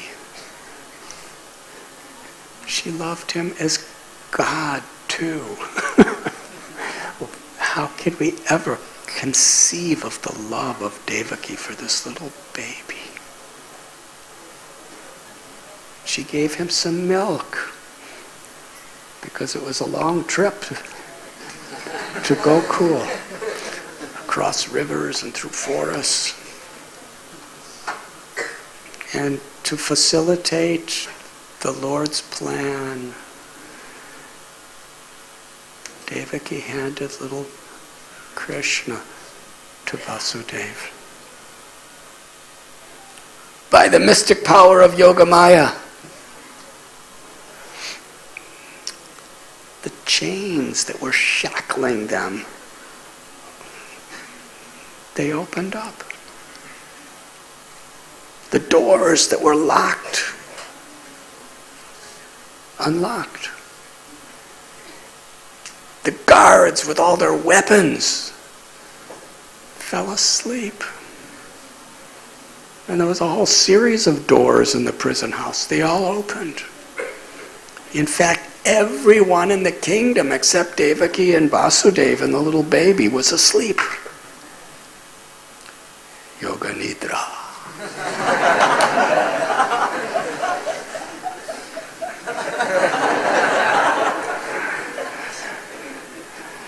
So Vasudeva took the little child and walked out. When he came outside, it's the month of Shravan, the month of Bhadra, so it's the rainy season. So there was torrents of rain. But still Vasudeva had to fulfill his mission, and how the Lord helps in every way. Anantadev appeared Shesha, a many-hooded serpent, and followed just behind Vasudeva as an umbrella. Vasudeva didn't see him. It's pouring rain, and not a drop is getting on Vasudeva the child. Then they come to the Yamuna River. They have to cross it. And because of the severe rainstorm that's happening, Yamuna Devi is flowing so swiftly with whirlpools of waves, it's impossible to cross. But she became, just wherever Vasudeva was putting his foot, she became completely peaceful and tranquil. So he could effortlessly cross Yamuna Devi. It is said at one time, he actually dropped a little baby in the Jamuna. The child kind of disappeared in the water. Imagine Vasudeva's anxiety.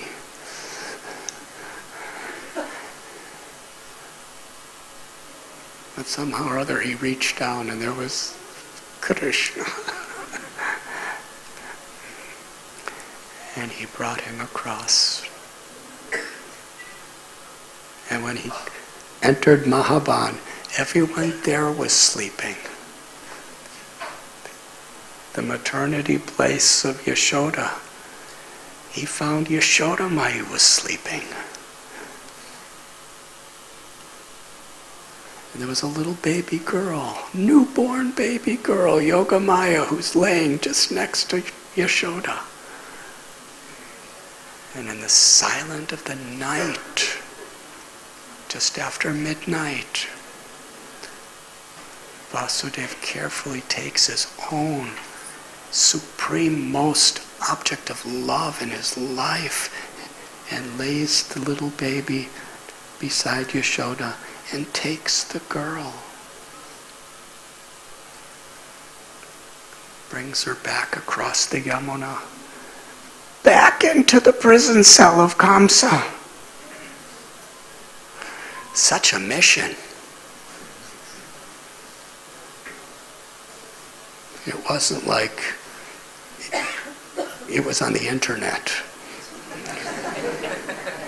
And he had so many likes. It's totally selfless service. Nobody in the world knew about it. Kamsa didn't know. Yashoda didn't know. Nanda didn't know. Only Devaki and Krishna knew. No fame, no prestige. He risked his life. He went through so much hardship. He performed the greatest sacrifice anybody. He's giving up his own son, who he loves more than everything and anything and anyone. And it's completely a secret. Everyone slept through it.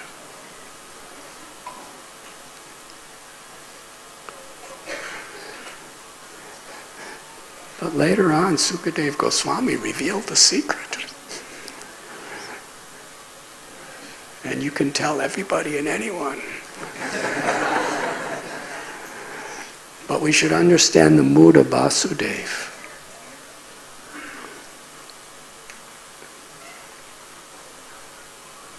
Simply for the pleasure of the Lord. And when he arrived back in the prison cell, suddenly the shackles locked around him. And Devaki, suddenly all the doors smashed shut and were locked again. And worst of all,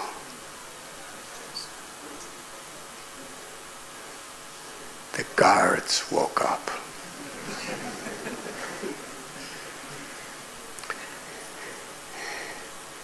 And beyond Devaki or Vasudeva's control, and we see this a lot during Srimad Bhagavatam class, the little baby girl cried so loud. Some of your mothers, you're thinking, don't cry, my baby, you'll disrupt the class, everyone will look at me. And then everyone in the class is just going to be waiting for me to get out.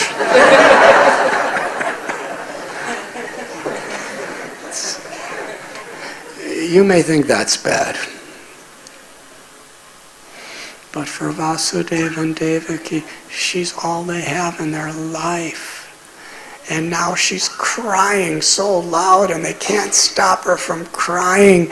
And she wakes up all the guards.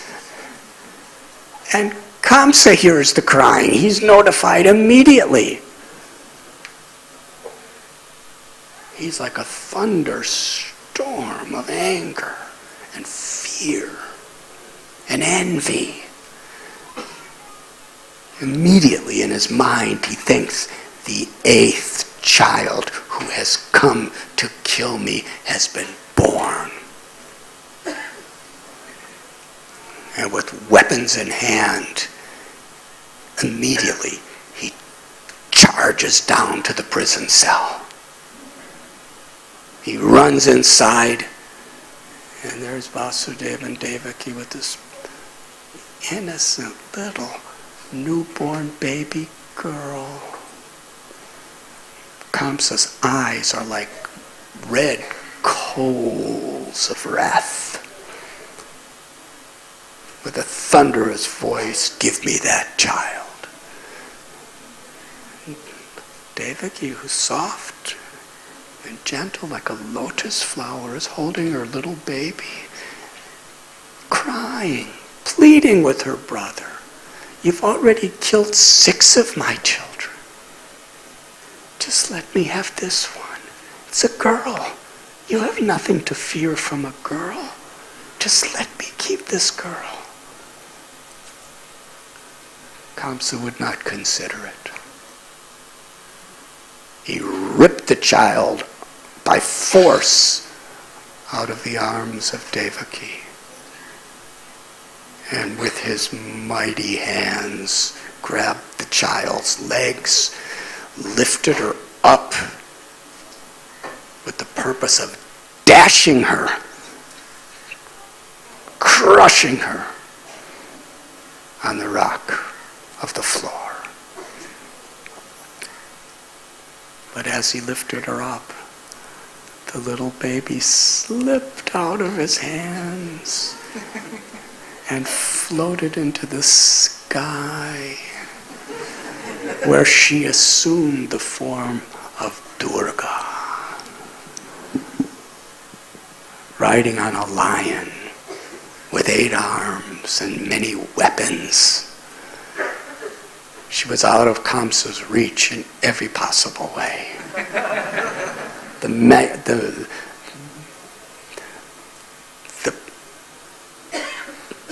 The controller of the entire material energy, Durga, in all of her ornamentation and power and majesty, looked down on Kamsa and proclaimed,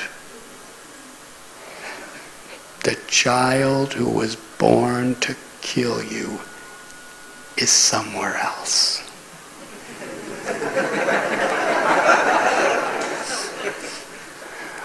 Why do you cause so much pain to your brother and sister? Then she disappeared. That was quite a sobering event for Kamsa.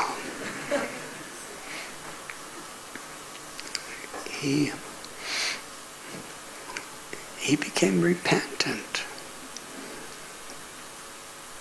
This is just totally out of my control. But now I have nothing to fear from Vasudeva and Devaki anymore, because the child's already born and it's somewhere else.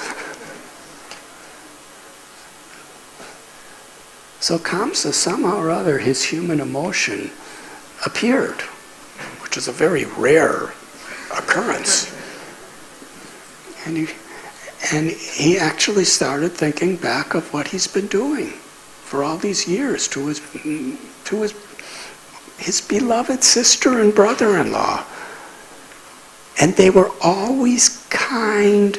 They always respected and honored him.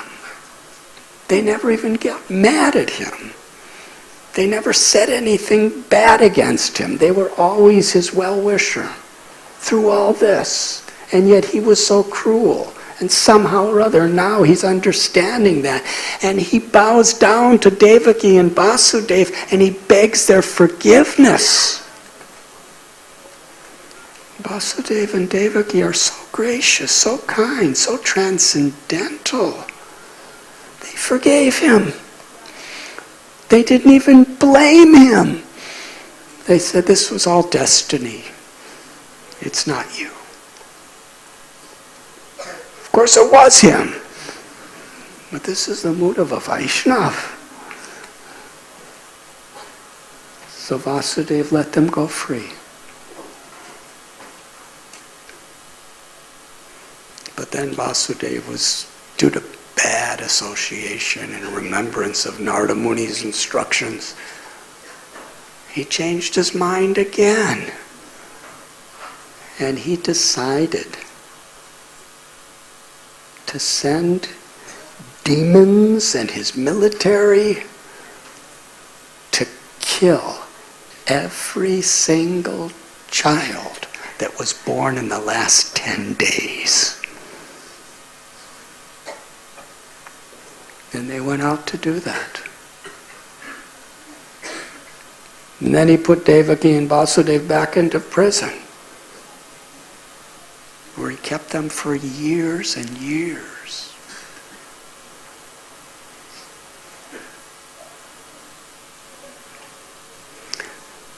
But meanwhile, would you like to know what happened back in Mahaban? How much time do I have?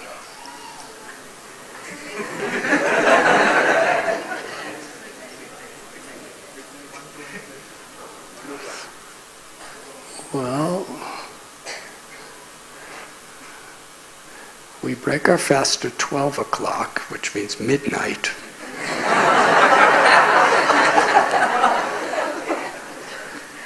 This clock doesn't say anything about AM or PM.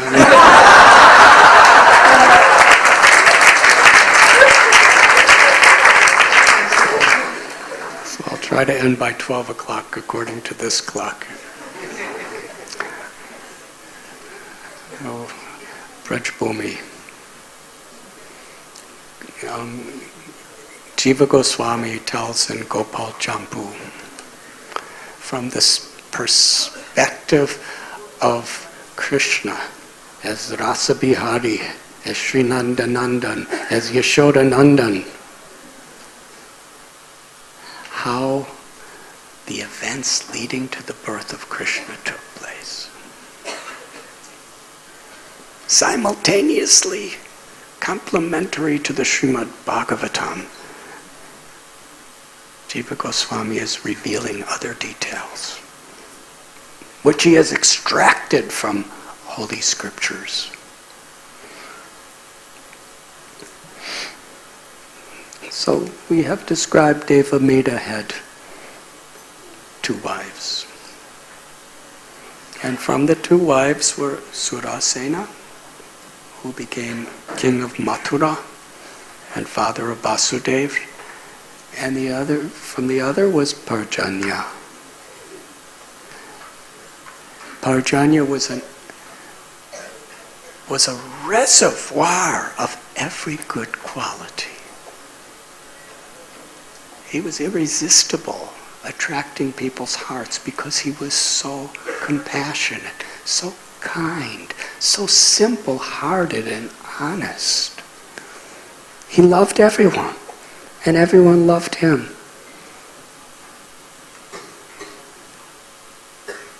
And his nature was a great leader of the cowherd community. So he was given the tract of land by Surasena in Mahaban Gokul, where he became the king of the gopas and the gopis, the cowherd men and cowherd girls. And he had such immense wealth, the wealth of cows and bulls and calves. And his agricultural fields were prospering, flourishing. And he provided everything for everyone. He was so generous. He never claimed anything to be his own. As a leader, he considered everyone like his own children within his rule. And he literally provided everything. He gave his heart and soul, even to the least among his citizens. Parjanya had 5 sons. Upananda, Abhinanda, Nanda, Sunanda, and Nandana. And these 5 sons were like 5 jewels who represented the highest qualities of dharma, value, character, and devotion. They were all pure, unalloyed devotees of Lord Vishnu, Krishna. And they lived for the upliftment of all.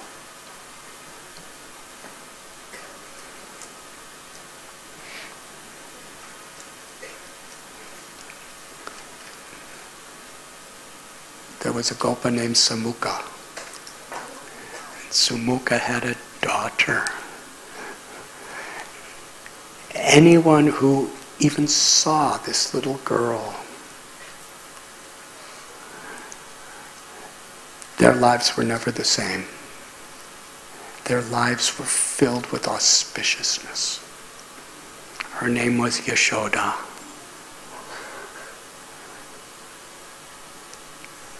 The daughter of Samukha and the son of Parjanya.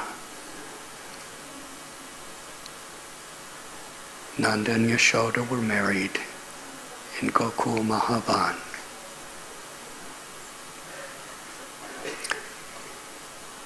There was a special ceremony where Parjanya, seeing that his 5 children were grown up, they could take the responsibilities of leading the Braj community. So he and his good wife decided to go across the river to the Vrindavan forest and spend the rest of their life worshiping Krishna and leave all the responsibilities to the children.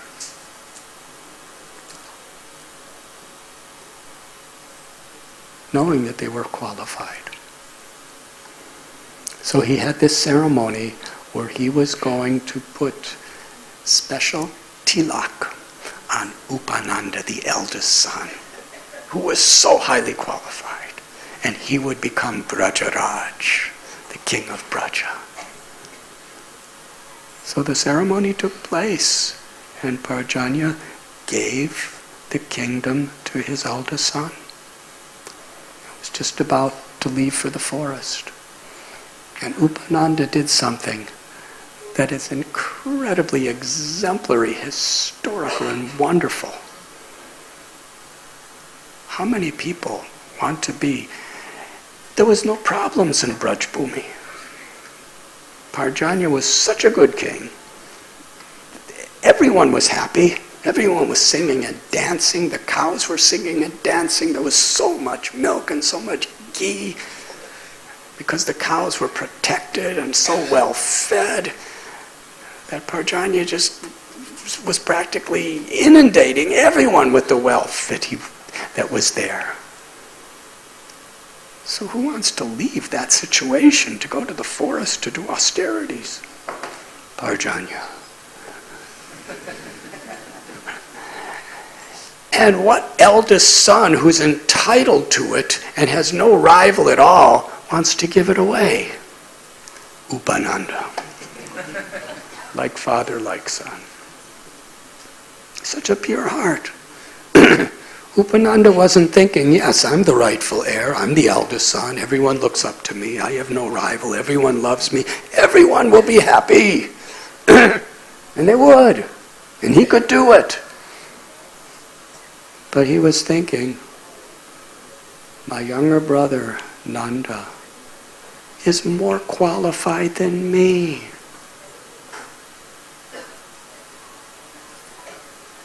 Because ultimately, what attracts people is affection. The mind, the senses, they get attracted by so much. But that's not real attraction. Only affection attracts the heart. And there's no one who's more affectionate than my younger brother Nanda. He loves so unconditionally everyone. And he proclaimed to everyone there that he's more suitable for this service than me.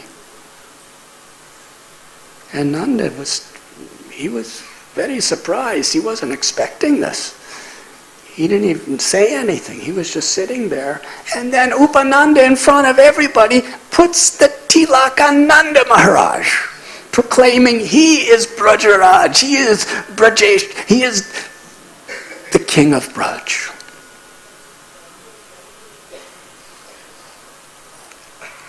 Everyone, especially the father Parjanya, was so pleased, and the mother, everyone in Brajbhumi, their hearts were filled with bliss just to see how there was absolutely no envy in the hearts of these 5 children. They were only there for each other. And Nanda Maharaj really couldn't refuse, because Upananda just gave him the post, gave him the kingdom, gave him all the property, gave him all the cows, gave him everything. And all the Brijabasis were cheering, Haribol! They were so happy. So Nanda Maharaj was kind of just quietly embarrassed. And he said, Upananda said to him, he said, I'll be your minister and I'll give you advice whenever you ask, but you are the king. And Nanda Maharaj, not only he said it, but he did it for the rest of his life. He said, I'll take this role because this is what you want me to do. This is what everyone is asking. But I'm your servant. And any advice that Upananda gives me, I will take as my order and my life and soul to execute. And that's the way he led the Brijabasis forevermore. So everyone was so filled with joy living in Mahabharat. Of course, this is all happening before the marriage of Vasudeva and Devaki and all that stuff. So they were living together. And Nanda Maharaj and Yashoda, they could see that there was only one anxiety in all of Vrindavan, in all of Braj, that Nanda and Yashoda had no children.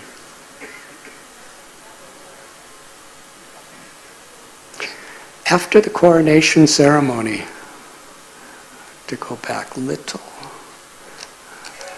Parjanya, just before he went to the forest, just to give his life and surrender everything with no possessions to Krishna,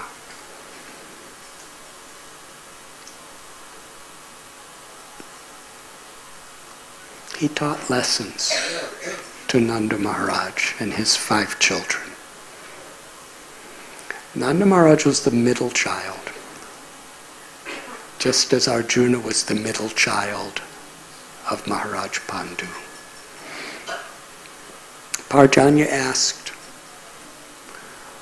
what is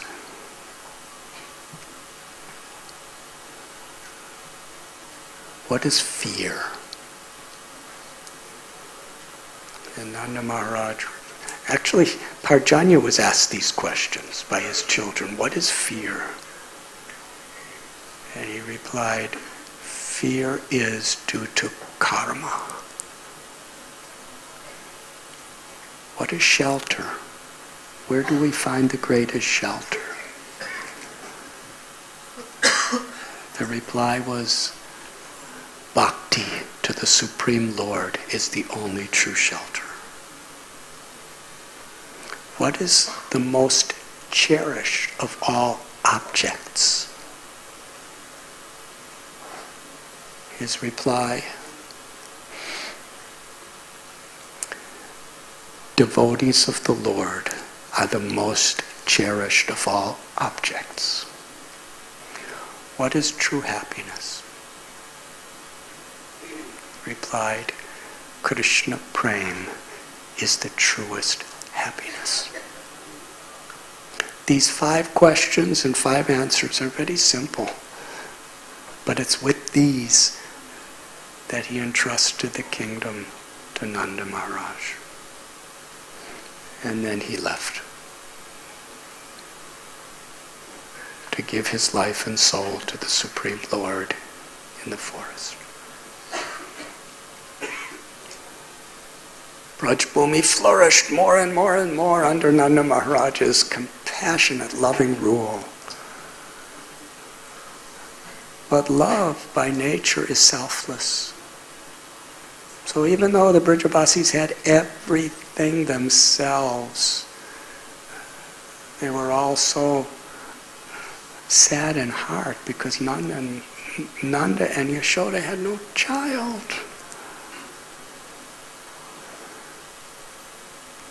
So Upananda, Abhinanda, Sunanda, Nandana, who were leaders of the cowherd men, they came together and had meetings. What are we going to do? Why they're not having children? And decided to get the best of the Brahmins to perform sacrifices. And the sacrifices were going on, but still nothing was happening. So Nanda Maharaj told Yashoda Mai that the child that we're dreaming of having is beyond karma. And all these sacrifices are karma kanda, so they're not going to work. Somehow, Nanda Maharaj told Yashoda Mai that I'm having this dream. I'm seeing on your lap this very beautiful little child who has the complexion like a blue lotus flower and who has eyes like lotus flowers. He's the personification of the essence of all beauty and all sweetness. And Yashoda Mai, she tells that I'm seeing in my dreams, I'm seeing that same child on my lap. They fell in love with this little child. They understood in their heart of hearts that this child is the supreme object of their heart's love. But he was just appearing to them in visions. So Nanda Maharaj and Yashoda decided to do a Dwadasi fast with pure devotion for 1 year. And they did so.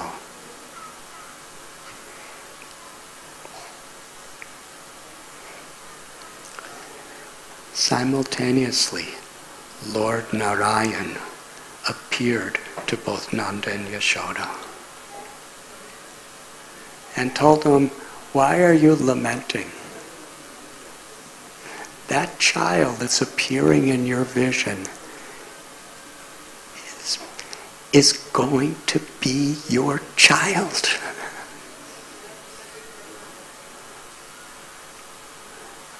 Previously you were Drona and Dara. That Drona and Dara are actually your plane. They're actually expansions of you. They did severe austerities for tens and thousands of years to receive me as the child. And Drona and Dara are going, they're merged in you. You are the original mother and father.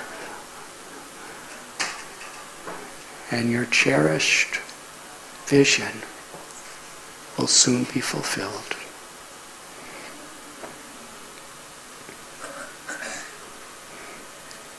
Meanwhile, actually, in the month of Magh,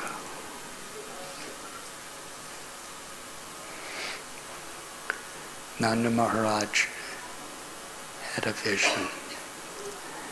That beautiful, beautiful child that they had been dreaming about and seeing in their hearts for years appeared within his heart. And he saw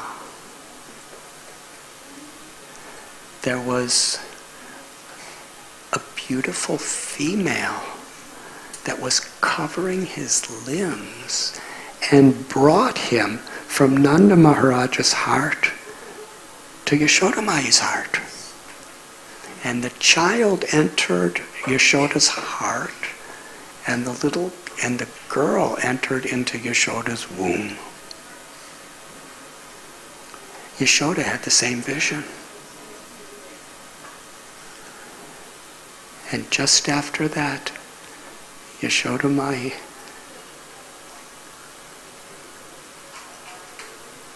was pregnant.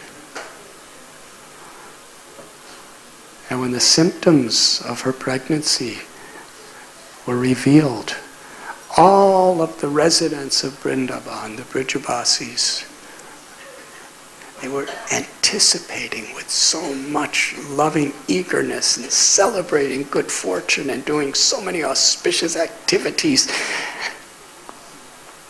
for the blessings upon the child of Nanda and Yashoda.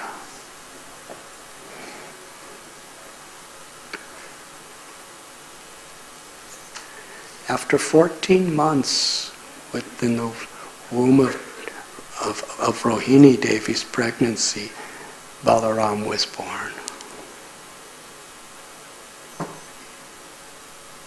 In the residence of Nanda Maharaj in Gokul. And just after that, at midnight,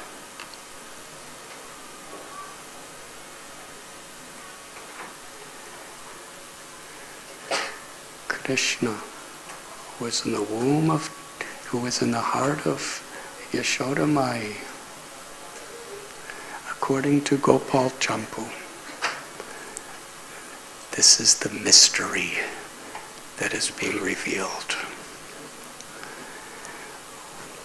When Lord Vishnu appeared in the cell of Kamsa and gave his darshan to Vasudeva and Devaki, Devaki prayed, please be just like an ordinary little baby child.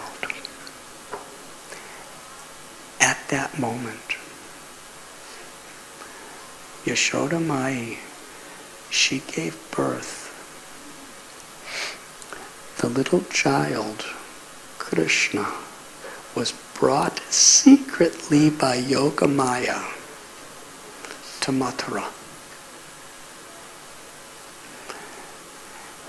And the Vishnu form in the prison house, he disappeared by merging into the little baby form that was brought from Mahaban, the child of Yashoda.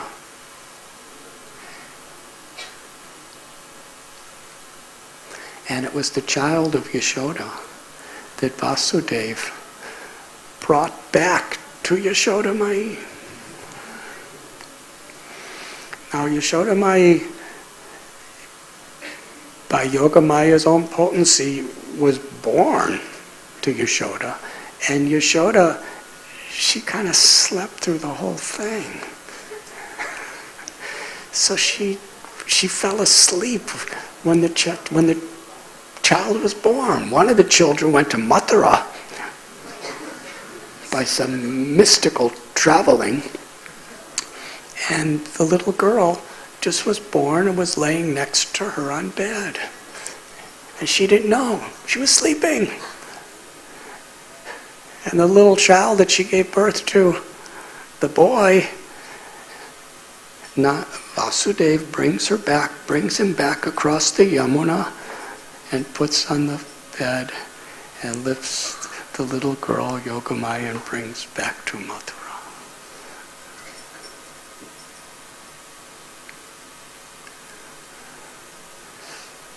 When Yashoda Mai woke up, she kind of didn't know what was happening. But she saw next to her was Krishna. When she saw Krishna, her eternal son. You've heard this story, love at first sight. This is the supreme example, the supreme manifestation. Yashoda Mai is for the first time seeing her eternal little child. She doesn't know he's the eternal child. All she knows is, I'm his mother.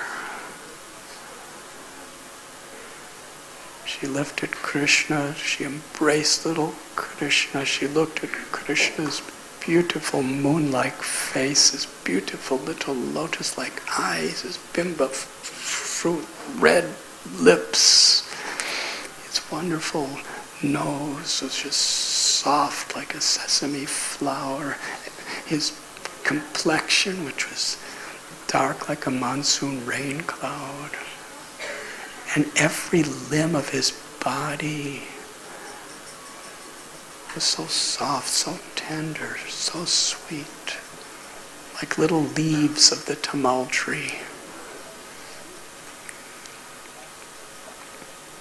She wept in ecstasy of Vatsalya Ras.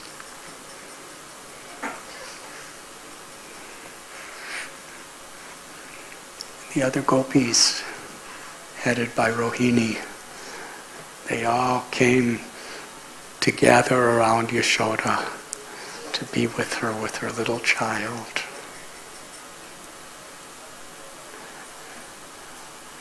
Everyone fell in love.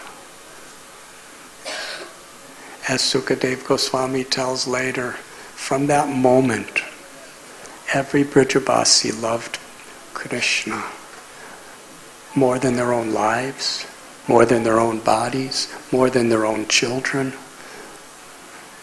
Their love for Krishna was full, inclusive, perfect, and complete. Krishna's all attractive.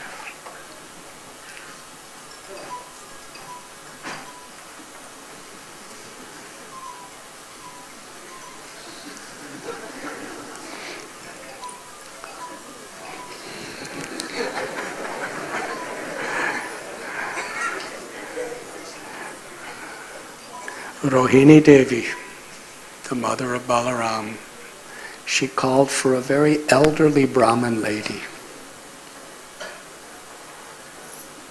and told this Brahmin lady that bring the good news to Nanda Maharaj. It was now early in the morning.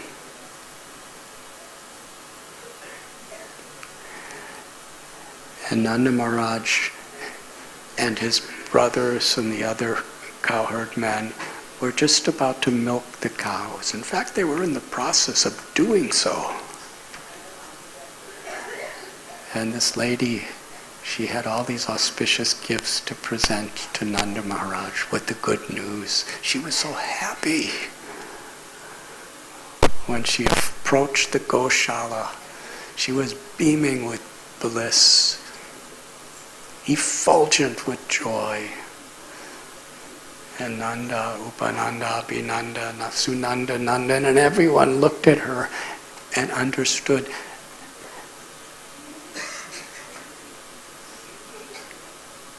This is it. And she could hardly talk, she was so blissful. And finally, somehow or other, she gave the message. Brajaraj, the king of Braja, has a son. That's all she could say. And there was nothing else to be said. Nanda Maharaj, he was in such ecstasy, he became stunned. He couldn't even move, he couldn't even talk. All he could do was be in ecstasy, as was everyone. And the nature of great personalities is when they get good fortune, they want to share it with everyone. So what was Nanda Maharaj and his brothers, what was their immediate response to this? Just to give gifts to everybody. They weren't thinking about themselves. You know, all the milk that we have now goes to the Brahmins. All these cows will give to the Brahmins. Whatever gold, whatever wealth we have, we'll give to everybody. They were just in their minds just giving gifts, and they were actually giving them too. That's important detail.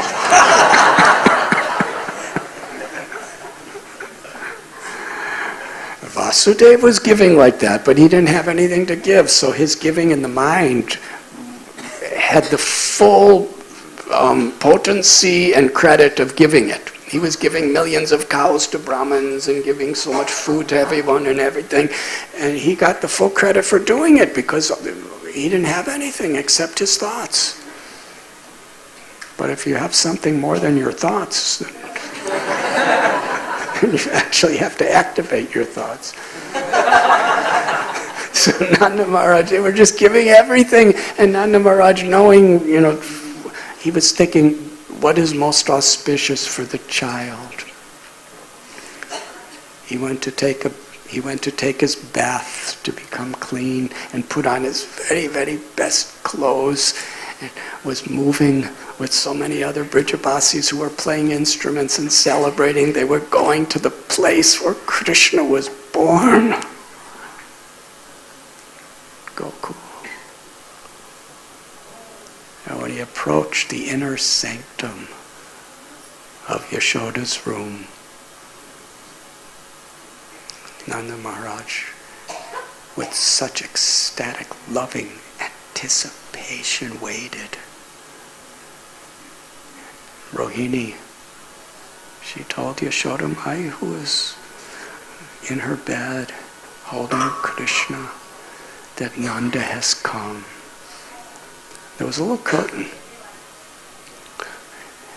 Rohini closed the curtain so nobody could see Yashoda, not even Nanda Maharaj. Bhakti is very dramatic. Now all that's separating him from his son that he's been dreaming about and praying and doing yajnas for and doing fasting for and giving his whole heart of loving devotion for, it's just a curtain between. And Rohini picks up little baby Gopal and brings him before Nanda Maharaj, places little baby Krishna in Nanda Maharaj's arms. Nanda Maharaj gazes upon Gopal. Little Gopal gazes upon Nanda. Nanda Maharaj, stunned and ecstasy, feeling the body of Krishna, seeing the beauty of Krishna, feeling the love of Krishna. Tears of ecstasy, symptoms of ecstasy are permeating his whole life at this moment. And Rohini Devi goes behind the curtain again and tells Yashoda Mai that your child is now in the arms of his father. And that was the culmination of Yashoda's ecstasy. She wept in love.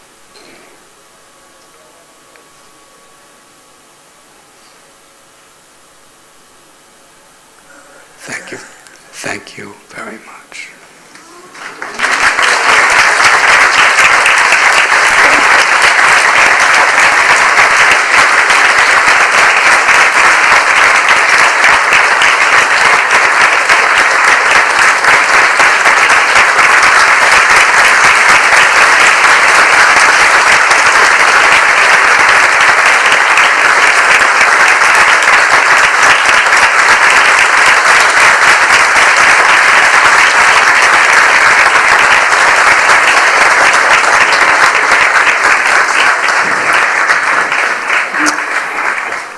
I never said the lecture was over. I just...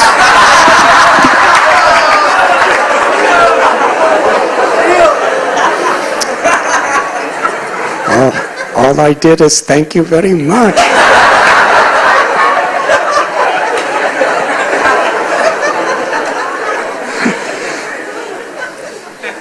So Nanda Maharaj wanted to share his joy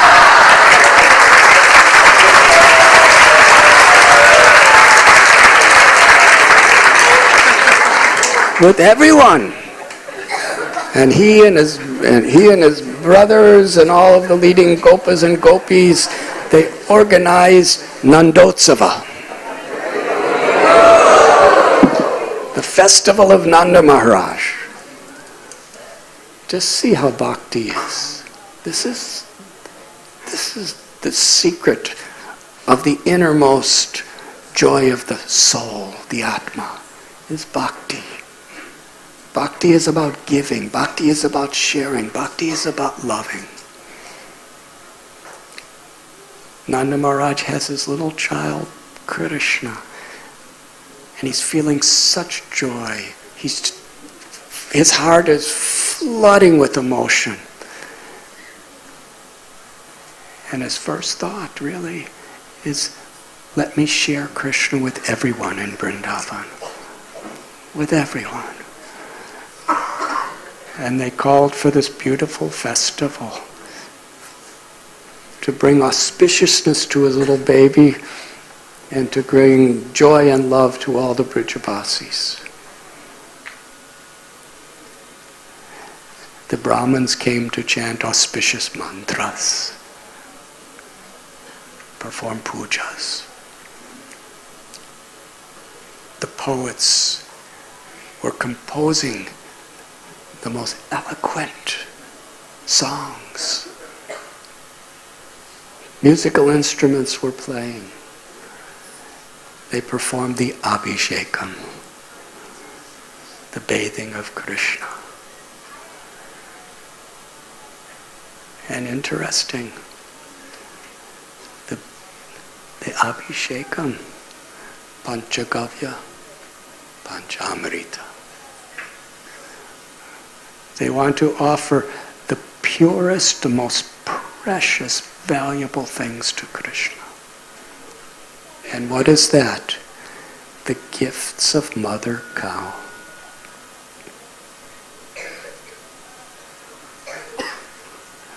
Panchamrita is milk, dahi, yogurt, ghee, sugar, honey, and panchagavya, cow dung. They're bathing little newborn baby Krishna with cow dung and cow urine and ghee. and milk and yogurt. All the gifts of Mother Cow. And they're rubbing Krishna's body with a little brush made of the tail of a cow. And as gifts, they're giving cows and calves and bulls to everyone, and all the cows and calves and bulls are decorated so beautifully with ornaments and silks. And they became so overwhelmed with ecstasy, they wanted to show their love for each other by very, very graciously, enthusiastically, they were showing their love by sprinkling each other with butter.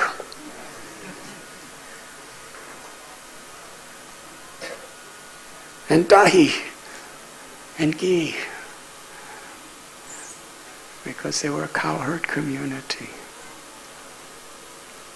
Namo Brahmanya Devaya Go Brahmana Hitaya Cha Jagadataya Krishnaya Govindaya Namo Namo.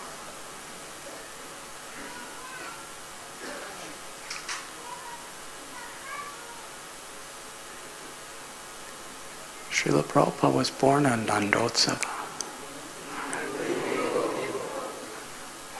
At the very time when Nanda Maharaj is performing his wonderful festival of love, along with Yashoda Maya and everyone, just giving pleasure to Krishna and giving pleasure to all the residents of Vrindavan.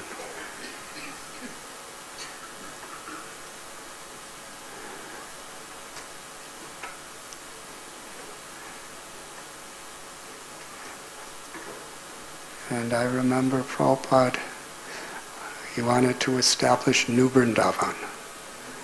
And he actually wanted to establish farm communities all over the world. But that was the first one. Somehow it came to him by very extraordinary ways. And Srila Prabhupada said, you should teach the world cow protection. How to love and honor Mother Cow. Because that's Krishna's eternal pastime in Vrindavan. The bull represents dharma, religion, true spiritual principles, and the cow represents the nourishing mother for humanity.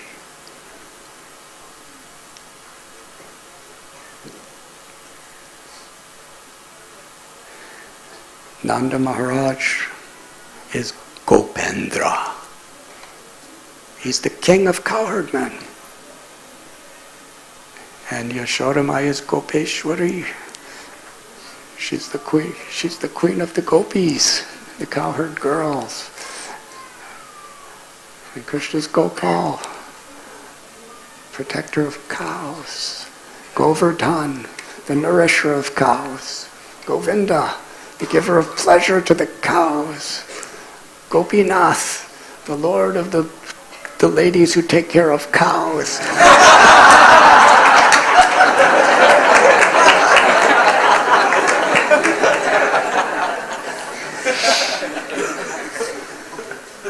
Gopananda, the giver of ecstasy to the cows.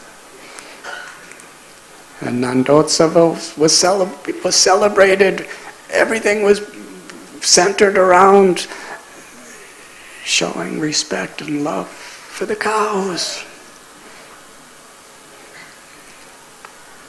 And Srila Prabhupada, he asked these people to establish cow protection and agriculture. And he also said, he said, make a replica of Vrindavan with the 7 major temples and the Yamuna and Govardhan, Keshi Ghat. He actually used those words. It's in letters too. But it's centered very much around the cows. And nobody knew anything about cows in those days, the people who were there. But Prabhupada wanted cows. They didn't have any money. So they got one cow. She was, by material standards, they didn't know how to buy cows, and they didn't have any money to buy cows, but somehow they got this cow. She was a little cow, and she only had one eye because she was blind in the other. She was black in color, very small comparatively. And Prabhupada came and he saw the cow and he named her Kalia.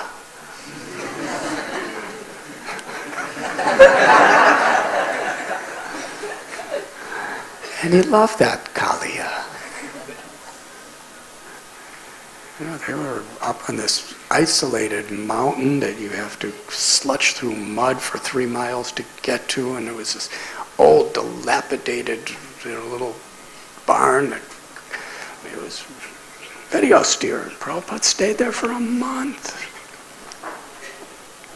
And every day he would drink the milk of Kalia. And he said, "This is the best milk I have tasted in 40 years." And he taught, there was only a few people up there, he taught them how to make kheer with Kalia's milk. So many preparations. And that was it. ISKCON had one cow. And that was 1969. 68 or 69. And then in 1976, about 7 years later, for the first time Prabhupada came back on that hill. And Kalia by that time, she was among so many cows. There was probably, I don't know, at least 50, 60 cows at that time. Kalia was kind of the smallest. She was the only one who didn't have an eye. But every year she gave a calf. And she would give milk till she gave another calf practically. She was just very simple, very steady, very sweet. She was like a queen. She had such dignity, such humility. She was so gracious. Amazing. And because she was kind of old and she wasn't as big and didn't, give as much as the others who were at the main farm, she was kept up there, on that hill. And when Prabhupada came up, Kalia came running and was walking besides Prabhupada on a morning walk. And somebody wanted to remind Prabhupada, because Prabhupada by this time had been all over the world about 10, 12 times, and so many cows and so many communities of ISKCON and everything like that. And somebody was going to tell Prabhupada, he said, "Prabhupada, you know this cow?" Srila Prabhupada smiled and said, "This is my old friend Kalia." He never forgot her. So Prabhupada entrusted us with a responsibility. He considered this is one of the major factors of his whole mission. Because when Prabhupada would think about all the cows being slaughtered all over the world, even India, his voice would get choked up. Tears would form in his eyes. In one place in his books, his purport, he says he cannot even write the plight of the cows and the calves, of how they have to suffer in this world. We said yesterday, Prabhupada said the barometer of the spiritual standards of any society is how happy cows are. Cow means bull too. Cow protection does not mean just not killing. When a parent protects the child, it doesn't mean that they don't kill them. Protection means giving them everything possible to make them happy. So any cow that comes to our little community, Radha Gopinath Temple's village community is Govardhan Eco Village. It's not my place, it's not Sanat Kumar Prabhu's place, it's not Gauranga Prabhu's place. It's our place. That means each and every one of us. We're all devotees of Radha Gopinath, and this is Radha Gopinath's farm community. They're Radha Gopinath's cows. It's our great responsibility and our great opportunity and our great fortune that we have the chance to make Radharani's cows and Krishna's cows happy. And today is Janmashtami. That means Krishna's birthday. So I'm asking everyone, if possible, let's give Krishna a birthday present by helping to make the cows happy.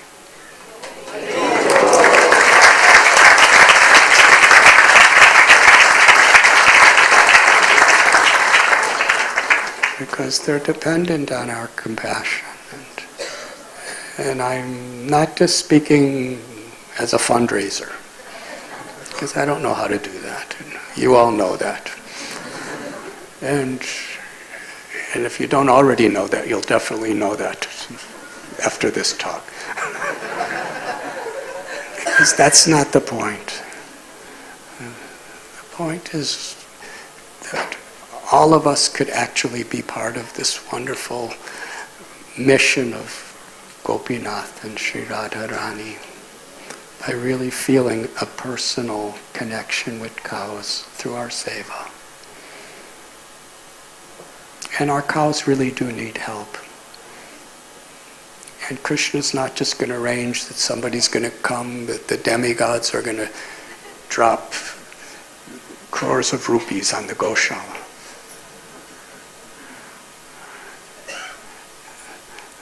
I was kind of hoping they would do that, but I realized that that's not what Krishna wants. He wants all of us to feel the happiness of together, just giving so much protection and so much security and so much nice food and so much nice medicine and so much nice loving care to our cows.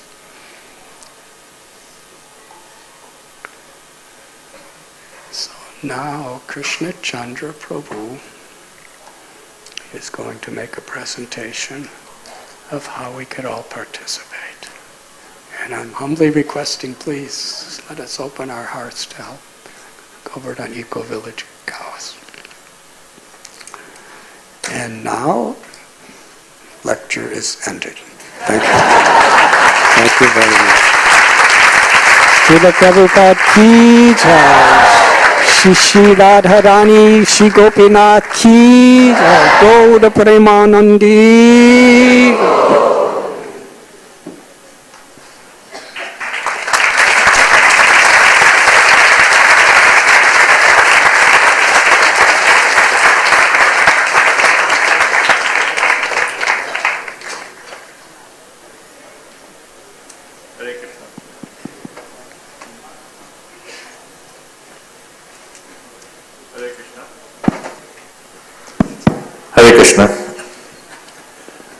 So, as Maharaj just so eloquently mentioned about the protection of our cows, we already have a scheme in the Govardhan Eco Village since a few months for adopting a cow. We have 105 cows and bulls in at the Govardhan Eco Village, and there are various ways. We have those who want to take a lifetime adoption of a cow, And adoption means really they become part of your family. They also give your surname to the cow. So they will also give periodic reports if you are adopting for life. So there, that is 4 lakhs for the whole year, for the whole lifetime, because they would put that money in a corpus, in a deposit, and then the maintenance of the cow for life would be made from that. And we have already had 10 devotees who have already committed. And then there's a facility of staggered payment, so they don't have to pay immediately. So some have named it, some have done it on occasion of their child's birth. Somehow they have wanted to really take this over and above whatever other services and commitments they have. But then those who would like to do smaller amounts, then 1 year's cost of maintaining a cow is about 40,000 rupees. So there have been several dozen devotees who have taken the commitment only for 1 year, which is 40,000. And then there are also those who may find 40,000 is high. Then they have also, so they have grouped together. We have actually counseling groups who have taken a joint commitment, or some devotees who have come together and taken a commitment for 1 cow for a year, which is 40,000. So therefore that gives a chance for devotees to even make whatever they can. If they want to contribute say 5 or 10,000, it may not be individually equivalent for a whole cow's 1 year's cost, maintenance, but then they can do it in a group. And even if they do it on individually, like then that may be for 2 months or 3 months, because 4,000 is the approximate cost per month. So like that, an individual can do it by himself or herself, or if they want to do it on a group, a small group, to take 1 year's commitment or a few months commitment, or a whole counseling group can take for 1 or whatever cows they want to take. And this is the way the devotees have been doing it. And finally, as I said, that 10 devotees have already adopted cows for life, so that they get the progress also of what the cow has been and the bull has been doing, and the activities and so on. Also when they go there, they get a chance to see and meet, and of course they also get the family name to the cow. So it is actually a personal reciprocation which is being offered, and devotees are very excited about it. And really, therefore, there is a humble appeal that Parth department downstairs is handling the details.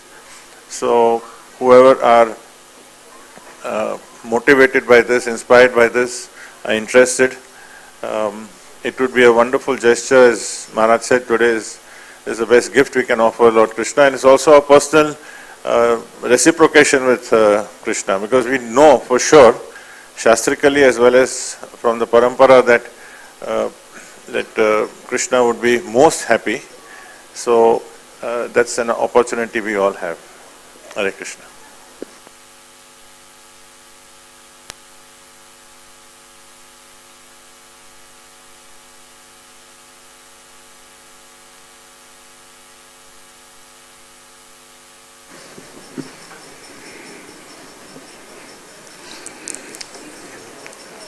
Let us celebrate.